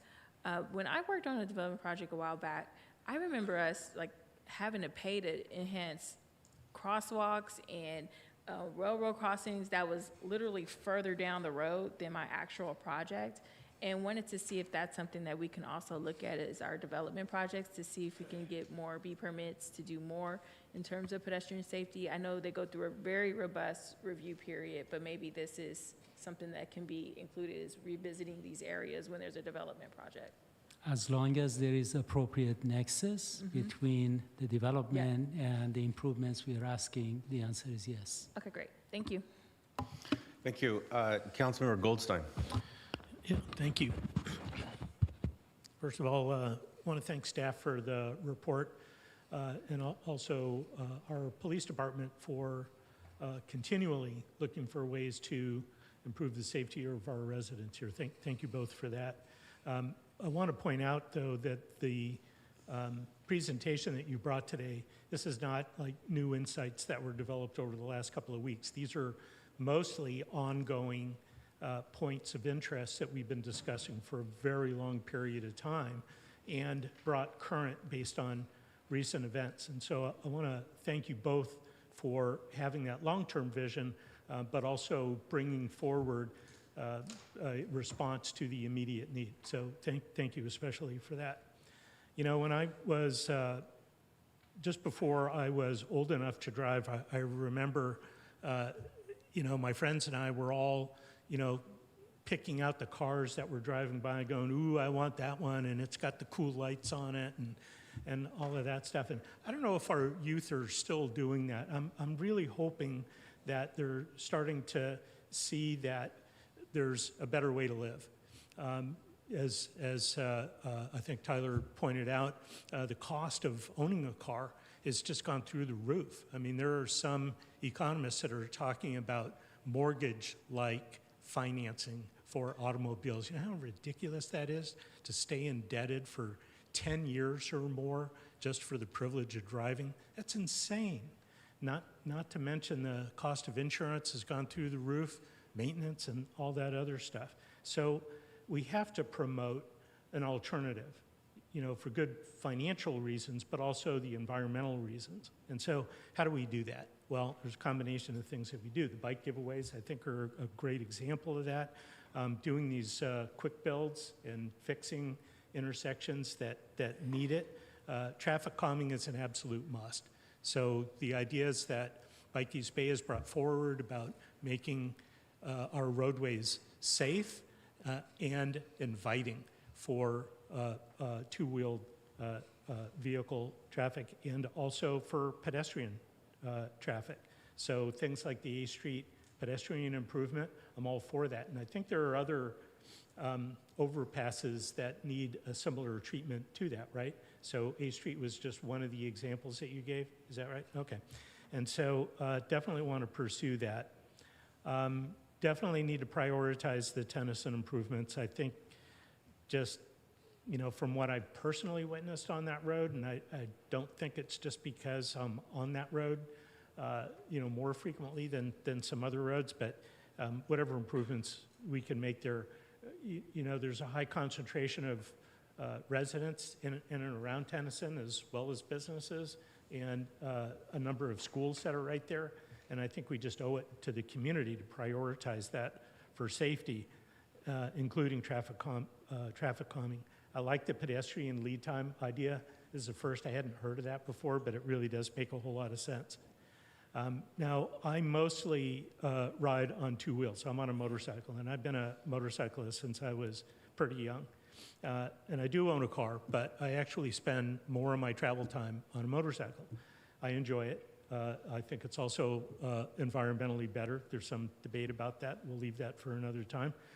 But I have to tell you, the road rage incidents, the people speeding to beat the traffic lights, stuff like that scares the crap out of me.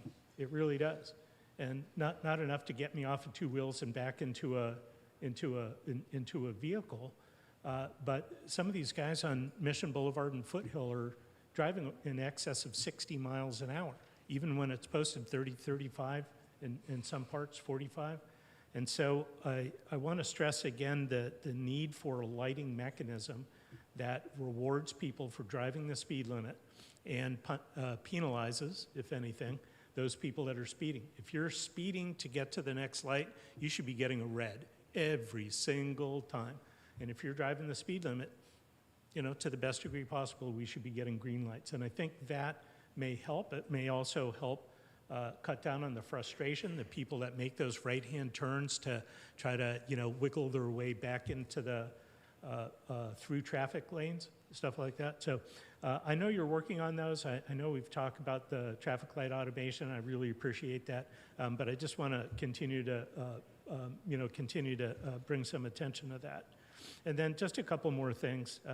I really would like us, I don't know how much we as a city promote the employer BART discounts, but I see that as a way, if we're not already doing some kind of outreach to Hayward employers to take part in those discounts, I think we should. And we should also find a way to promote Hayward jobs. We have great jobs right here in Hayward. I mean, the kinds of jobs that people are driving from Castro Valley all the way down to Santa Clara, right? And then they're complaining about the traffic, right? But the jobs, like, you know, if you're in high tech, there are high tech jobs here. Are you in biotech? There are biotech jobs right here. And so I just feel like there's more that we can do to bring attention to what we have right here in Hayward. And I just want to thank you guys really for continuing to have this conversation, bringing attention to it, really appreciate it. Really makes a difference, and I believe very strongly working together, we're going to continue to make Hayward great. So thank you. Thank you. So I am in general agreement with everybody. I think the priority areas in the short term, yes, let's do them quickly, and you know, and I think that was a theme I heard up here. You know, I wrote here at the top of my notes. And I was looking at the signs that you are holding and holding out. You know, we should name this something. You know, we should. You know, this should be a citywide campaign, and let's call it something. And if it's Safe Streets Hayward, let's call it Safe Streets Hayward. You know, if it's let's come up with a very clear vision with a very clear direction where we're going to go with this. And so it makes it easier to educate. It makes it easier to deliver, the message on this, because clearly, I mean, public comment, the report, the report from the police department. Clearly, there's an issue. Clearly, there's a problem, and and so let's let's tackle it, and and let's fix this. I have to go back, closing Hazel and Hotel. Absolutely. I would be interested to see how that works. I also wrote down repurposing those streets. Put a farmer's market there, do, night markets or something. But those two particular streets, I'm really familiar with those streets, and it goes without saying, Hazel in particular, there was a development, and Hazel was going to be changed anyways, and because of the development hasn't been built yet, and where that is, that is in the future sometime. But the idea of closing Hazel. Very good point, and I would be willing. I would be incredibly willing to look at what that would look like, and that would be and hotel. One of the things that I look at. One of the things a theme I'm hearing up here too. Streets like Hotel and Hazel and some of these other streets. They were built for another time in the city of Hayward. And I think what we're grappling with right now is, is sort of reconfiguring those for today, for 21st century Hayward. And so, roads are big, roads are wide, and I mean, Hazel is a big street, and so, and particularly that end of Main Street. So, so your thoughts on Hazel and Main are not lost with us. So we get it. Prioritizing Tennyson, absolutely, I agree. I should, Councilmember Andrews brought up the South Hayward, paying attention to South Hayward and really focusing on South Hayward. I was trying to think of an example right off the top of my head right now, and I can't. But the Alameda County Transportation Commission, of which I'm the member of, we do have an equity plan, and we prioritize, even the high injury network streets all throughout the county, and I would bet, I'm trying to think, Tennyson, I believe, is, I know Mission is, but Tennyson is one of the main streets in there. So I'm going to go back, I'm going to look at that, and that could, if we prioritize Tennyson, I think that would be equally the leverage we need to get ACTC on board, especially the improvements that we want. And I think, and so that is certainly going to be a conversation that I have with the director of ACTC. The other, safe routes, yes, absolutely. HLAC, we meet. I think this should be an agenda item on HLAC. The Education City Working Group that I meet with all the leaders of the educational institutions in the city, this will be a topic that we address. Sharing the responsibility, I know Councilmember Andrews talks about that. We start to look at how Chabot College is, building, if not, if we're going to look at Hesperian, at least in front of Chabot College on Hesperian, right? Same thing up at Cal State. So yes, looking at how we partner with our schools in doing this is so I agree with that. I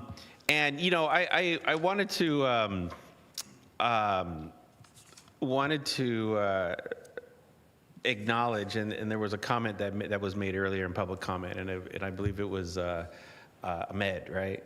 Ahmed made it, and the pattern of shelving projects, and I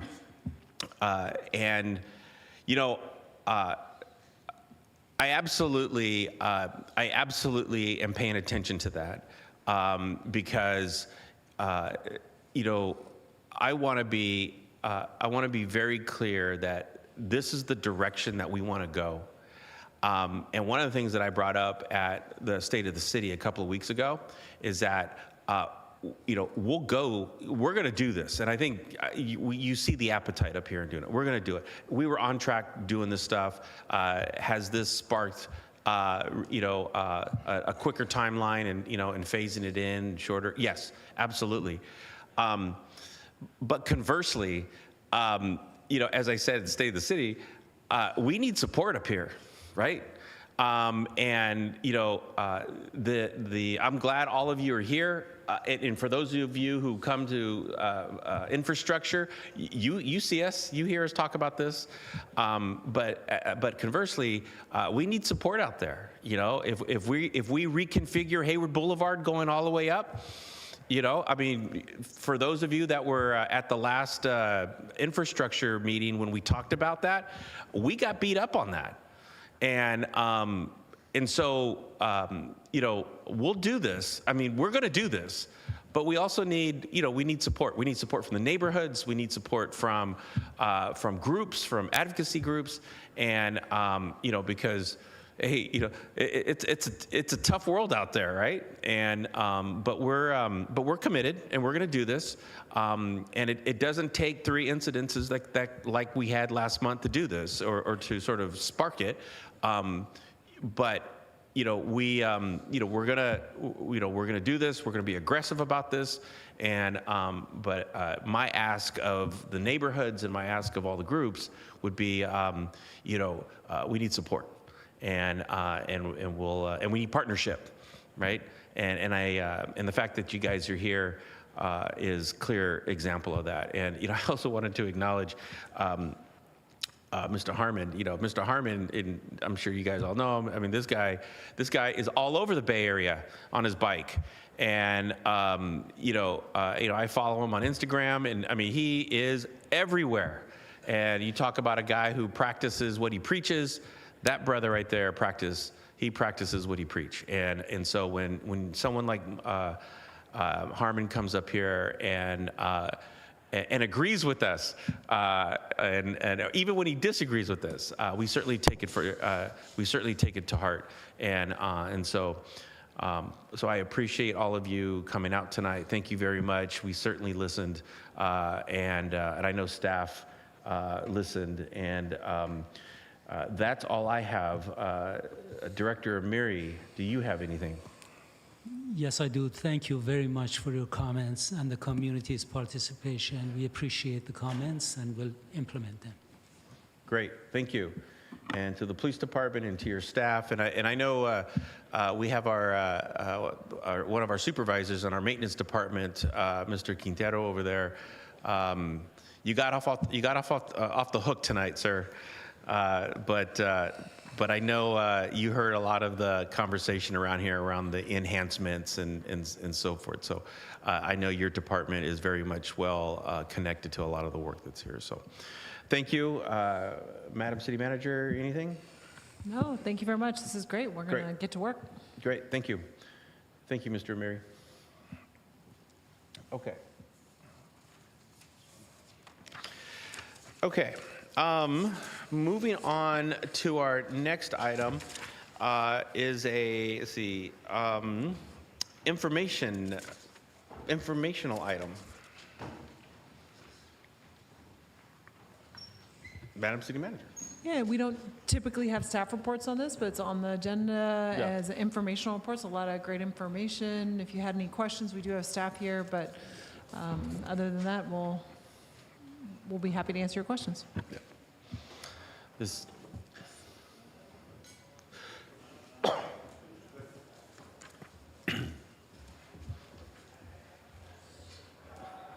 I'll pause. No, I'm if, you have a question? Yes, Yeah. For the economic development item for item number 2, branding and marketing program, I know that it shows complete, and then it has ongoing. So I was kind of confused by that. I think that it was a 2016 it was complete, and then it looks like the work is ongoing. So just wanted to know if there's any partnership we can do on branding and marketing in the future, particularly with social media. I know that staff did a really good presentation at the last Economic Development Committee meeting, but and then we also had the Downtown Hayward Improvement Association present on their strategies, but I would like to see some follow-up with Downtown Hayward Improvement Association, because they really should be the driver of making sure we're up to date in marketing and in social media if they're advertising a particular section downtown.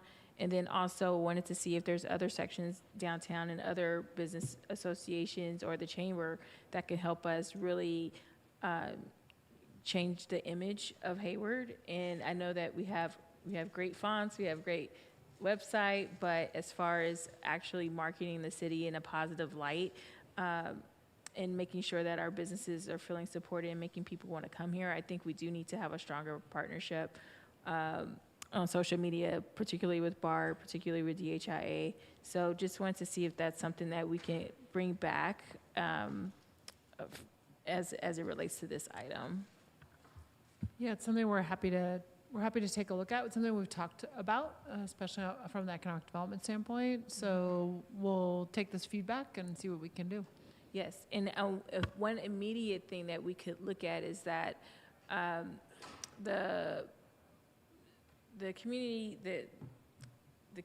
engagement team, they did a really good campaign for the Super Bowl, and it was great. It was in a very short time, but the World Cup is around the corner now, and I'm not really seeing a lot of strategy from our outside agencies that are supposed to be, looking at these things. Also know that the hotels were asking us to support them during this time in advertising their hotels. So just wanted to see if there's anything we can do, because that's in less than 70 days. So I'm not sure what more we can do right now, but I think when these events are happening in the Bay Area, we need to start looking at strategies there. Yeah, in fact, we just had this conversation, I think today, about this. I mean, has already started planning a number of watch parties, and we're already starting to put together some ideas and thoughts for how to really capitalize on not just watch parties, but also how to promote our hotels and kind of really build on the work that was done for the Super Bowl and kind of create, have that momentum going into the World Cup too. And just one last thing, I think most people know that I am BTS Army, but watching the live concert on Netflix and seeing how the whole city transformed for that one band to take over, it drove billions of dollars into that city and country. I just think we can do more when we have these types of things. So just wanted to flag that. Thanks. Great. Thank you. I don't see any more. Oh, yeah, Councilmember Seibert. Thank you. I'm curious, because as I was looking at the general plan staff report, there's a significant portion of project, not significant, but 22% of projects haven't been started yet. And I know when we're doing long-range planning, we kind of throw a lot of things into it, and in an ideal world, we could complete all of them. We tend not to. And yes, we still have a little bit of time to start some of these projects, but I guess I'm just curious from the planning perspective, as we approach 2040, how might we have a more focused general plan the next time around that allows for setting goals that we can realistically achieve or deliver on, so we're not loading ourselves up with things that might distract from the work that we can do? This is more of just kind of a meta question around general planning as a whole. It's a good idea. I think general plans they're designed to be 20, 25, 30, 40-year plans, and what this council seated at the time a general plan is developed, and the 2-year kind of community outreach process that leads into it really feeds into the goals, policies, and programs you see. And that what's people feel in 2026 is not necessarily reflective of 2014, 2015, 2016, or 2012 through 2014 when this was adopted. So, I mean, it's just the nature of the general plan that you will set goals that become less important over time. You end up prioritizing items like the work session that just went before this.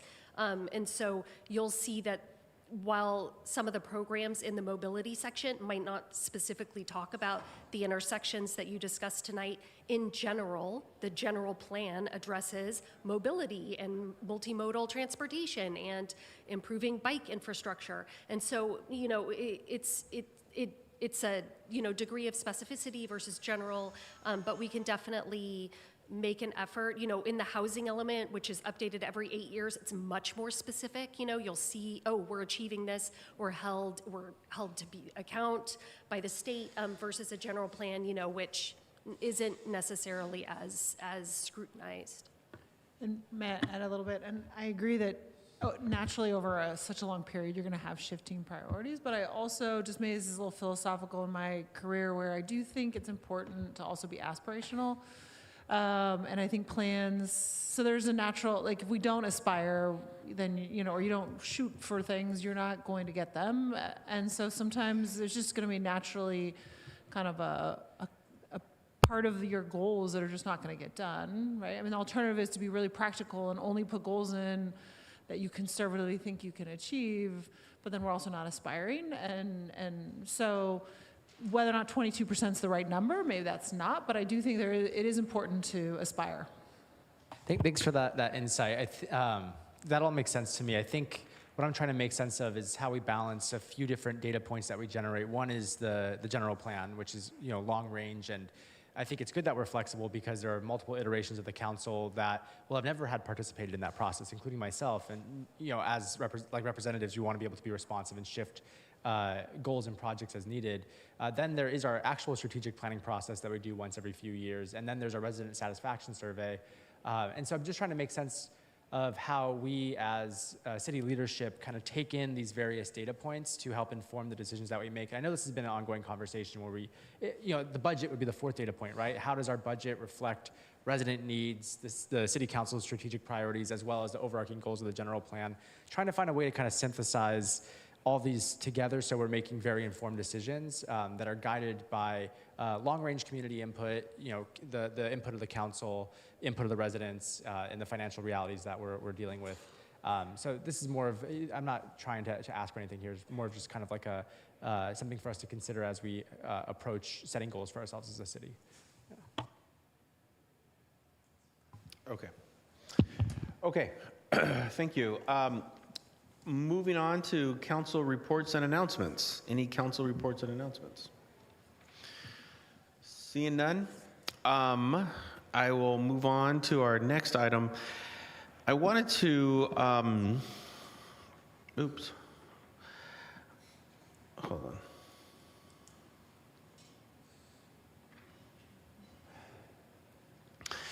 on. Well, wrong one.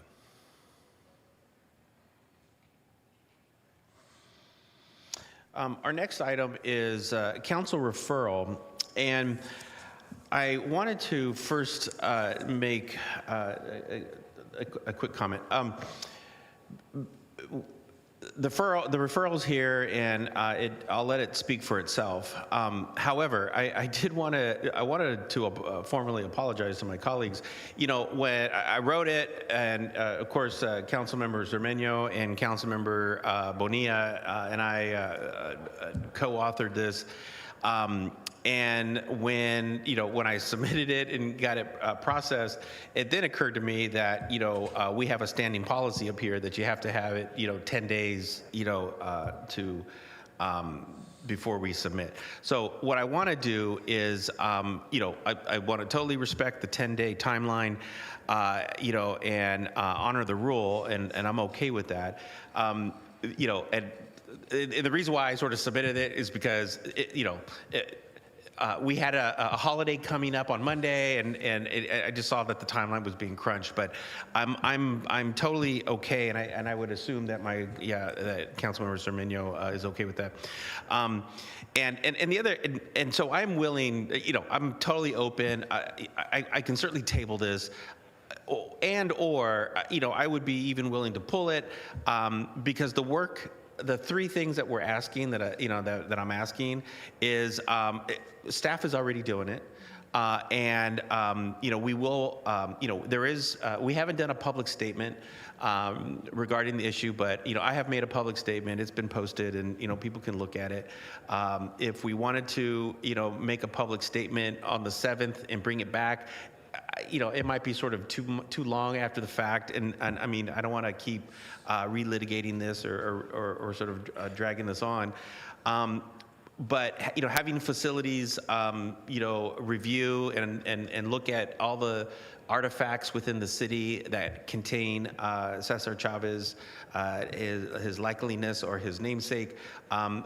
I think there's only one or two pieces of artifacts that are in the city that I think we can quickly resolve, and so, and then of course, review the holiday observance that we had passed a few years ago that is coming up on the 31st, and I think.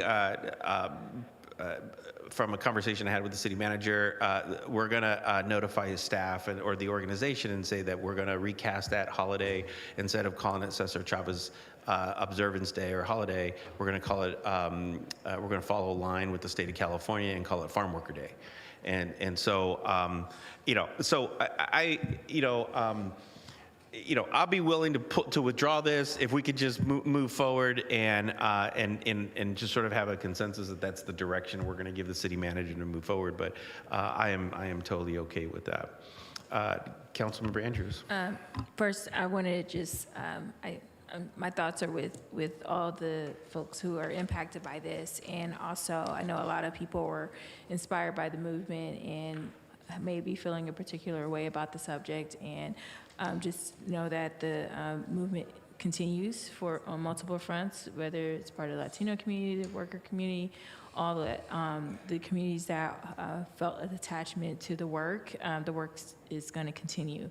For me, the referral was a very short turnaround. I understand the reasons why, obviously, and I am not interested in pulling it, particularly because of the holiday that's coming up, and I'm totally fine with us following the lead of the state on this, but just want to make sure that us on the dais just know that we're going to follow that policy unless the policy changes. So that's is something that I would just want to reiterate, because there's been a lot of ideas that we've had that we had to wait on. In the duration period was the reason why we waited. So, yes, I just wanted to say that I'm not interested in pulling it, but definitely want the policy to remain.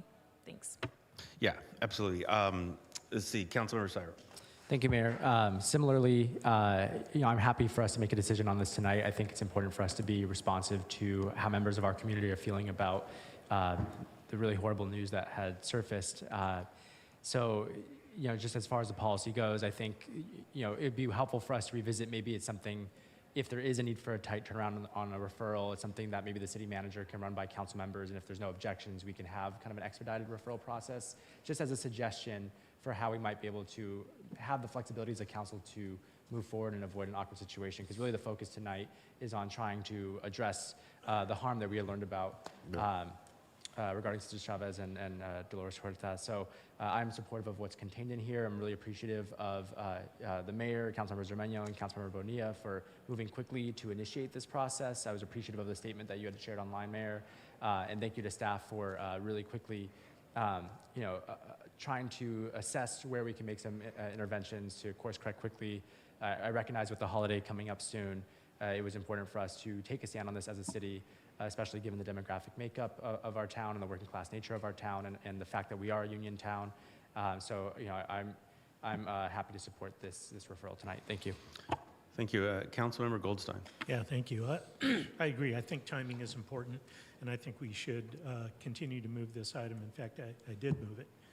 And, I remember supporting the farm workers' strikes, and I think it is important to have heroes in our lives.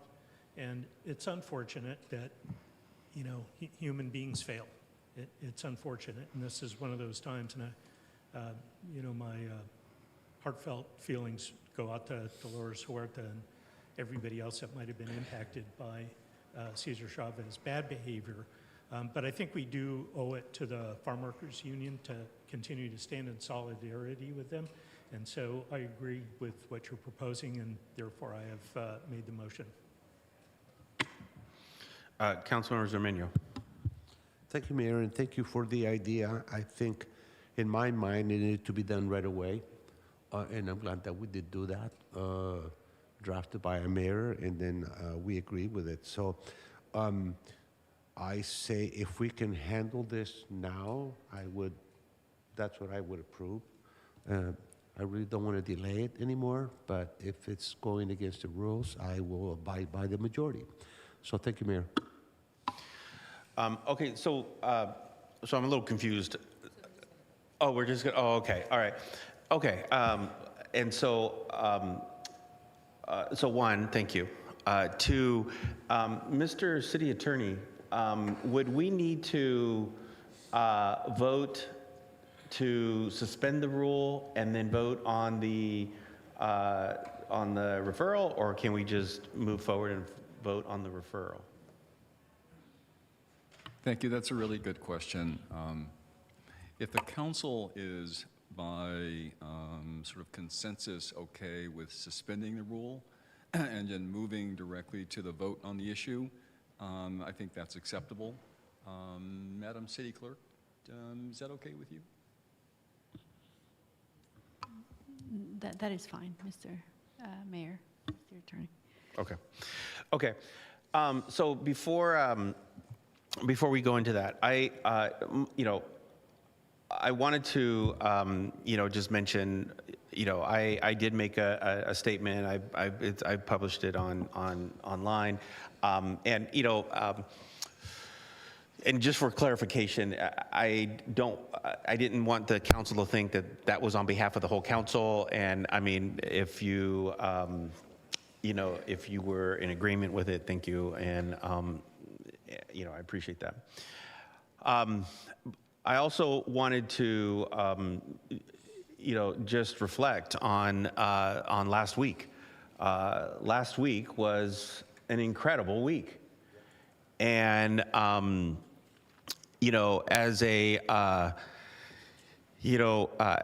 as a student at San Francisco State University, at the home of ethnic studies, the only college of ethnic studies in the country, I took courses on labor unions and labor movements, where Cesar Chavez was a key figure. And, and to learn of what had, and to read the press release that Dolores Huerta and other victims had published was absolutely astounding. And I think there was a collective inhale by the Latino community all across the United States and all across the world. But one thing remained at top of mind, and which was mentioned up here, was that the United Farm Worker Union, the UFW, and the plight and the struggle of farm workers, not only here in California, but all throughout the Southwest and in the country, the movement was larger than just one person. And clearly, I think that was the message of any labor movement, of any movement that fought for the plight and struggle for working people in this country. It is absolutely unfortunate, the news, and we, as a community, not only as a Chicano Latino community, but also as a community that is that has a rich tradition in labor and in unions such as Hayward. We will move on, and we will continue to support victims. And one of the comments I made in my statement was, I think what is especially hard in this case is we don't have an individual to hold account because they're no longer with us. And I think that is that's the hard part right now. And the victim is. The victims are with us. And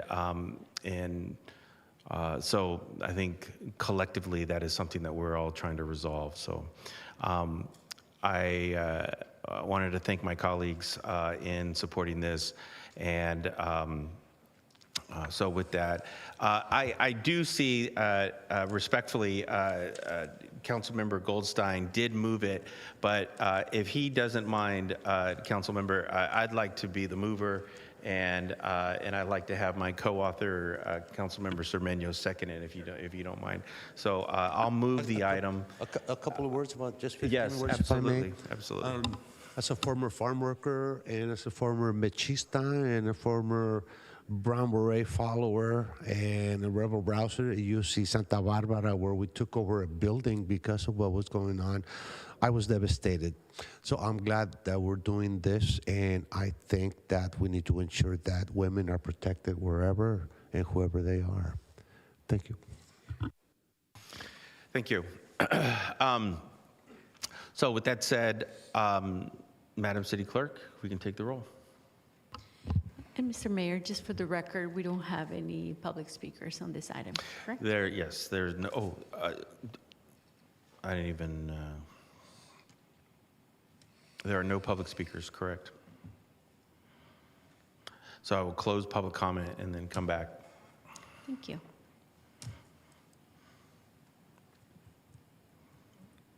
So the item was moved by Mayor Salinas, seconded by Councilmember Cermeño. Correct. Thank you.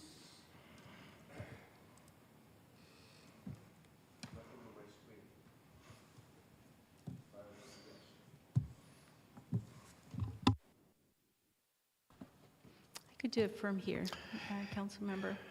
And of course, yes, correct? Very good. Okay.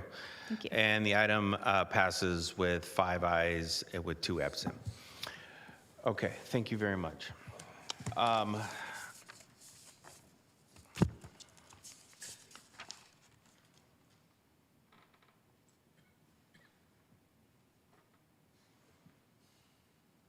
Our next meeting will be April 7th, 2026. Ladies and gentlemen, meeting adjourned.